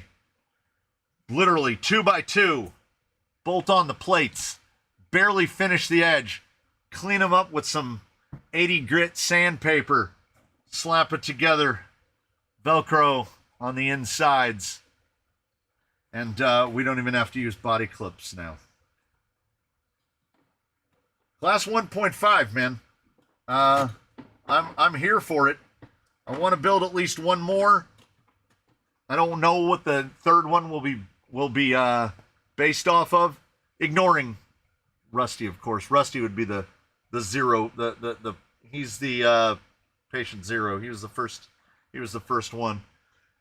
Chuck Hurley sent in a set of ripsaws, which we allow. Ripsaws are allowed in Class 1.5, even though they say 4.35 on the sidewall. I'm not going to go full Sorka on it because I put the Injora, they look like this. I put the little dinky dual stages, those little dinky ones, and they were great. Everybody so far is just running stock foams. But we haven't put any of the boys into particularly arduous circumstance. And remember when I said I named this guy Dusty? That's why. So when I went to paint the Flanco body, I was like, we are 100% painting this thing on the outside. So these guys are my first two official Class 1.5s. And I really, when I was painting this one, I was thinking about this one. And I was like, I want these two dissimilar. I want these two far apart. This is the J Concepts 2021 Bronco. Yeah, there's a little fall guy. There's a little fall guy in this one. This is all Glidden Max Flex. Dark granite and earthy cane. And you will use about 5% of the can. And the continuing, I'm starting, I want to, whatever comes up next, whatever axle, whatever chassis, whatever I throw bits and pieces together to make another 1.5 out of, I feel like I gotta put something on it that's not J Concepts. Otherwise, I do need to paint a body Corsa gray because the only one I painted is gone. But I have so much Max Flex. The next 1.5 has to be a Lloyd 2.0. Ugh. But does it? Oh, I'm not sure that it does. It's so bad. And I painted the kit crawler as well. I went a little vanilla, no pun intended, but I was painting so many at the same time that this one shouldn't offend Hugo on any level. Bah! When I was looking at the layout, that we are just nothing but black and silver, I was like, we're just going white. We're just going basic white. That is that's the Glidden. That's the same white that I've used on everything recently. And their white is really, really white. So I've got a bunch of rigs that need to get out there and get driven again. Oh wait, I need to horrify the Spaniard while he's here. Because he asked if it was fluorescent month.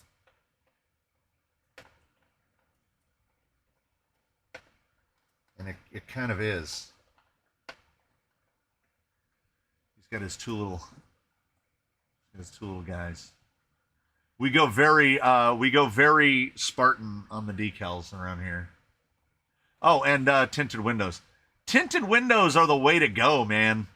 If you're not putting an interior, if you're not putting stuff on the inside, just tint the windows. Speaking of tinted windows, I can get you one more with tinted windows. Oh, I need you all to think about something. You know the format. You know the way the emails have to be presented. If they are presented in a different format, I am just going to ignore them. The process is the same as always. Showdown CR 1.9.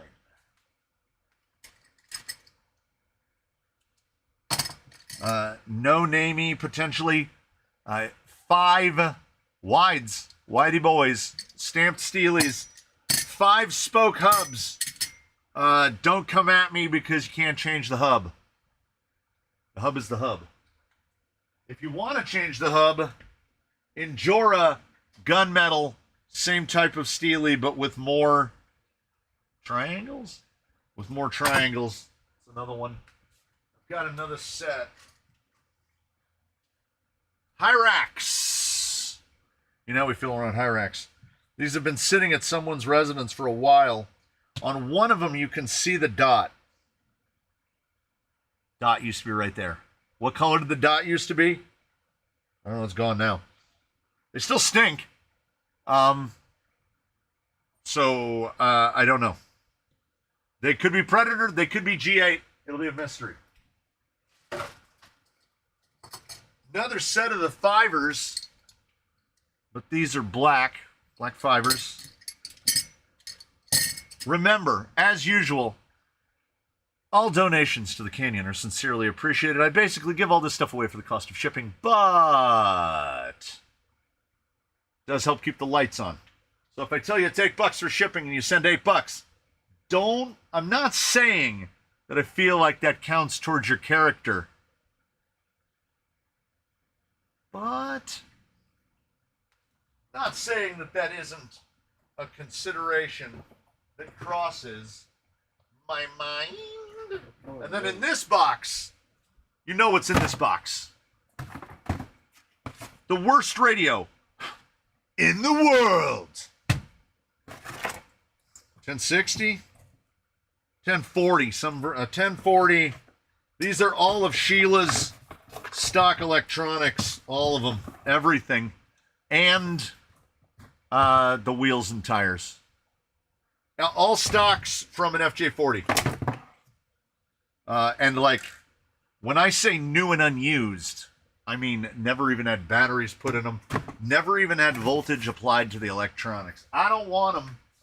Please take them away to a secret place. I never want to see them again. Did chat just stall on me? Did everybody rush to their email to request things? Everyone rushed to their email. I was watching The Harpist yesterday. Speaking of things on live streams, The harpist was doing a live stream yesterday because she had 700,000 subs. She'll never hear this. Congratulations on 700,000.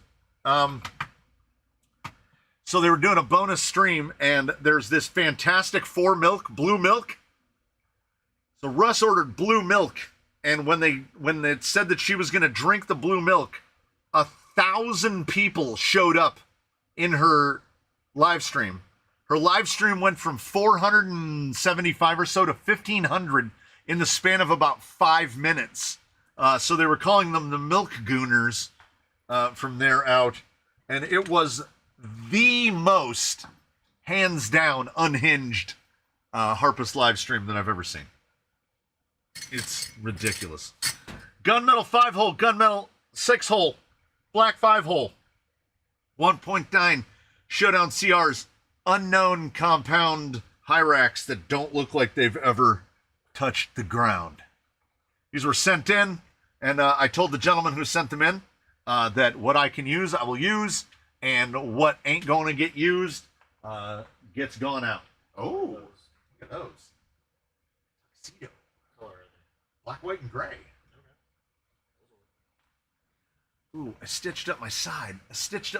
I would turn too fast. I'm old. I'm old. My bones are old. I know that was theoretically we're supposed to replace all our cells every X number of years. I feel like my cellular replacement thing is not working. Can you get that FMM from the Comfox anywhere? Robert, Revolt does them. It's not the actual Comfox one, but it is the one JP Wirt designed. It is an FMM.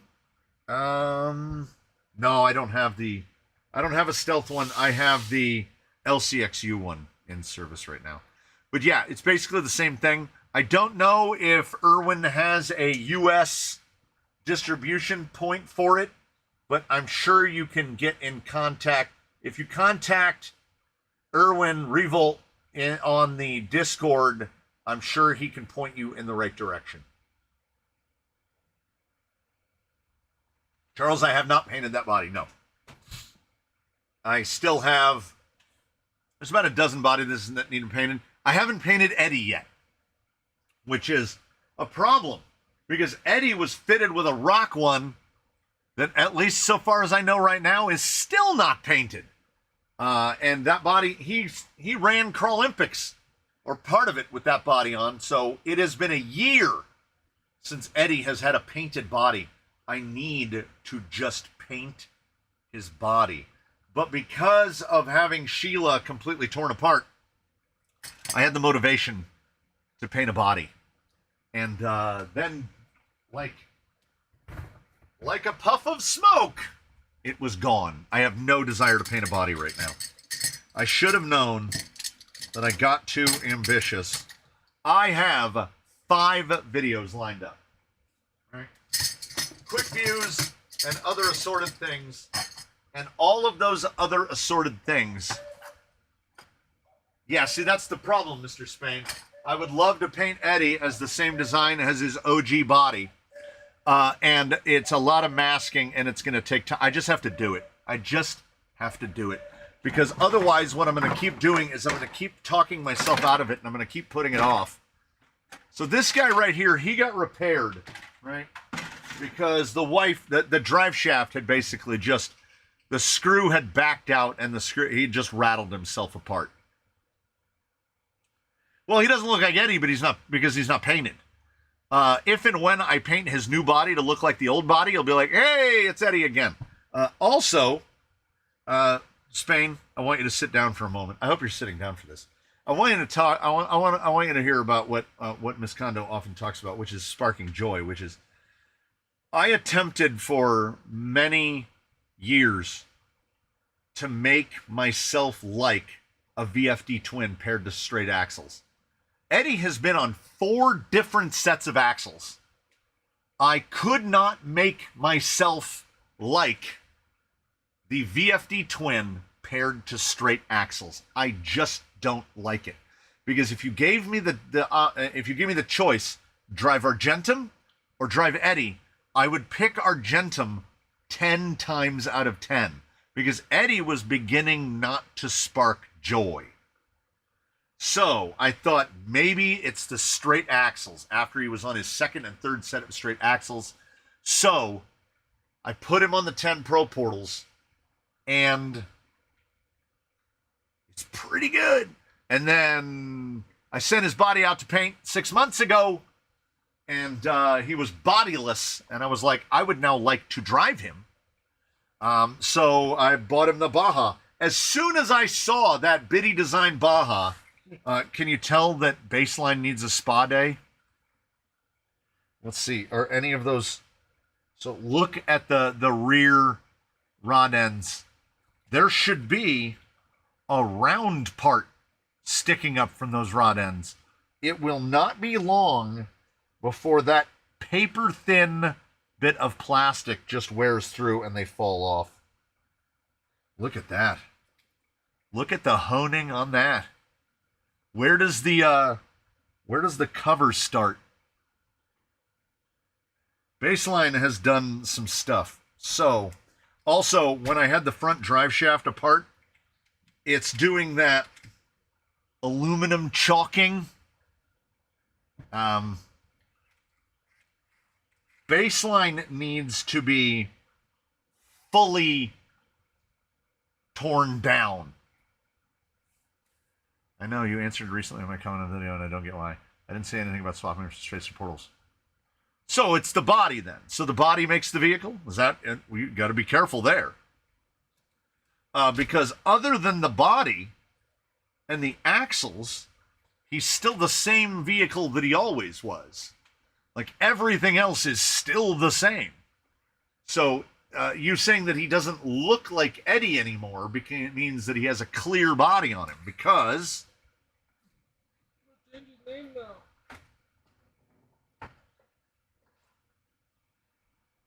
Because... Oh, hey, found a 2200. If we do this right here, that's just Eddie. This is exactly what Eddie was. The only thing is, we added a body mount here, and then we put a body mount into the bracket that was already there to mount a different body. And I put a wider front bumper on to accommodate the new body, which is this one. Which I love this body.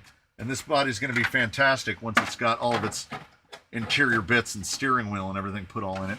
I'm debating cutting the front windows out.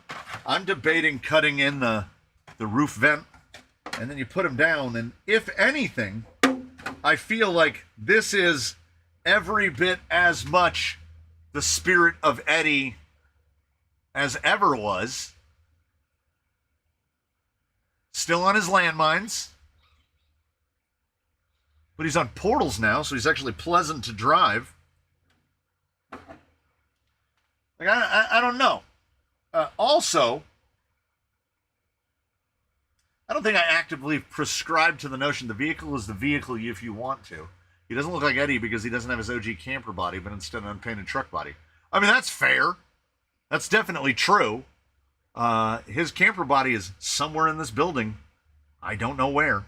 And the issue became that, I mean, you know what? What I probably should have done, were I smart, and I'm not, was I probably should have refit the camper body before I cut this one up.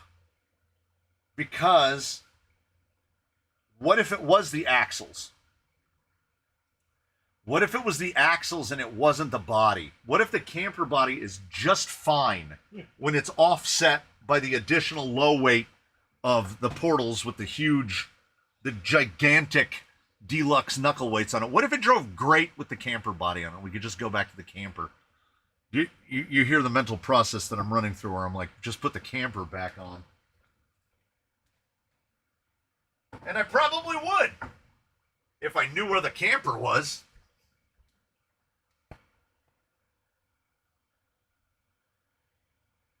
Yeah.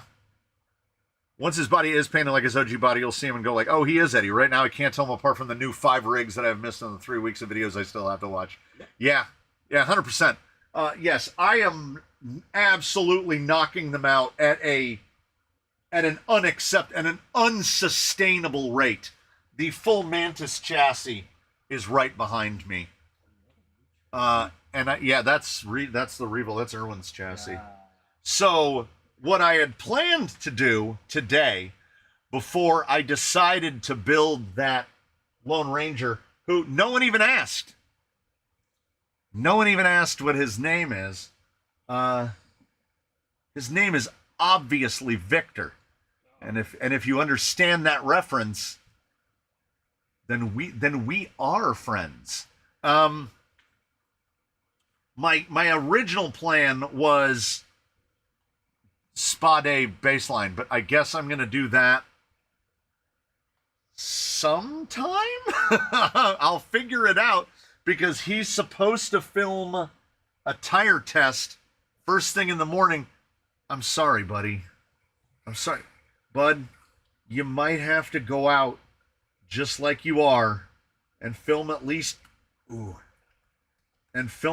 one, and then we can do the teardown thing where I have to throw most of the screws out.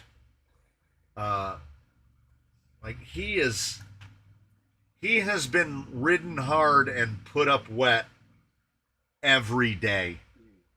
When I do a tire test, I bring him in. I disconnect the battery. You notice I didn't take the battery out of Eddie again. I take the battery out of baseline. I put his body back on. It goes like this. We set the body down on the top. We'll see how much time it's got left in it. Baseline approaches Thesian ship. He's got a couple OE pieces still left, but the number of OE pieces are, I have a whole bin. I bought the plastics for the Stealth XF. He probably needs that bottom part replaced. He probably needs the inner rod ends replaced. And if I'm going to do the inner rod ends, I might as well do all of the lower rod ends, replace all of those. He undoubtedly needs the axle housings pulled apart and the diffs serviced. I need to see what kind of a condition his front knuckles are in, because they may have started to wallow out at this point. His front steer angle has gotten a little bit crazy. Amazingly, those are still the stock front universals. So Element definitely made those correctly. Those will not die. Just one more run, baseline, I promise. Yeah. When you gonna do another State of the Canyon video? You mean the walk around? That whole thing? I do those every year in February. I do the grand State of the Canyon. Like the State of the Canyon used to be the episode that I uploaded on Fridays because nobody watched the channel on Fridays. Basically, nobody watched the channel on Fridays. So I would do those on Friday, and then we started doing this, and this kind of took the place of State of the Canyon. Like, if you're asking me directly, what have you done on the course in the last, say, month? Absolutely nothing. We are in the pit of Southern California summer. It is at least 100 degrees outside right now. And it's not just it's not the heat, it's the hate. The sun feels like it is actively trying to kill you. And Sputter Crawler can confirm this. When you are standing out in the canyon betwixt the obstacles and you walk back this way, as soon as you pass the cedar fence that marks that delineates where the canyon starts and the yard stops, once you move out of the canyon and into the yard, the temperature drops at least 10 degrees. Because all there is, the canyon is dirt and rocks and a little bit of shade around the edges. So in the middle, it is just genuinely hot. Yeah, if you go out there at 7 o'clock at night, 8 o'clock at night after the sun is down, you can feel the heat still coming off the rocks. And I don't know, I guess that's what lures all the crickets out. I don't know. I don't know how it works. So there's plenty of stuff coming up, too much stuff. Not even talking about stuff like builds. We will definitely get another Crawler Canyon Driver's Ed. I've got plenty of things. We never spun. Did we ever spin? We never spun. We didn't spin. Put some plants. Cactus don't die easily with the sun. You want to okay. You come out here and you care for the cactus on the course, which I would drive, walk, or fall into almost immediately. Also, as I said, I used to think that we had a Mediterranean climate, and technically we do. But we're on the south side of the Mediterranean. Our location is almost exactly the same line of latitude as Fez, Morocco. So we have the climate of Morocco. So it gets very hot here in the summer. So about 3 months of the year. And then the other 9 months, gravy. It's just gravy for the other 9 months of the year. Yeah, if there was a stream, the humidity. Oy. Yeah, it is the time bonk. That is 330. That one felt pretty good. I feel like I did a thing. Oh, Jerry the Raccoon got booted again. Stu Not got it. What is the name of the Lone Ranger's nephew's horse? Victor. Which is how he won the major award, the leg lamp. It's a great movie, man.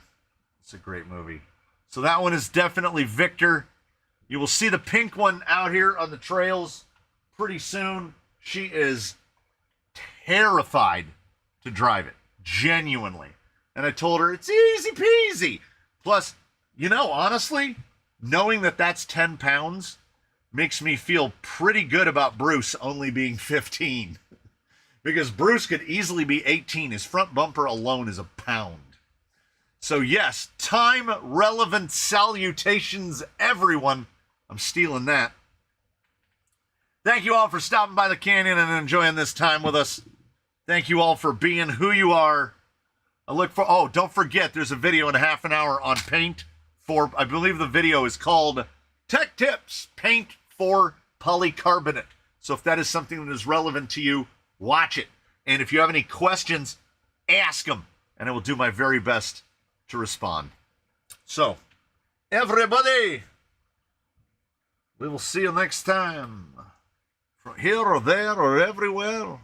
I'm already turning off the cameras. I'm ready. I'm ready for a coffee drink. I'm ready right now. So, do all your things as per usual. Until we meet again, please want to all do your very best to have a good one, everybody. We'll see you again here from the canyon or outside of one of them. If anything, you know where to find me.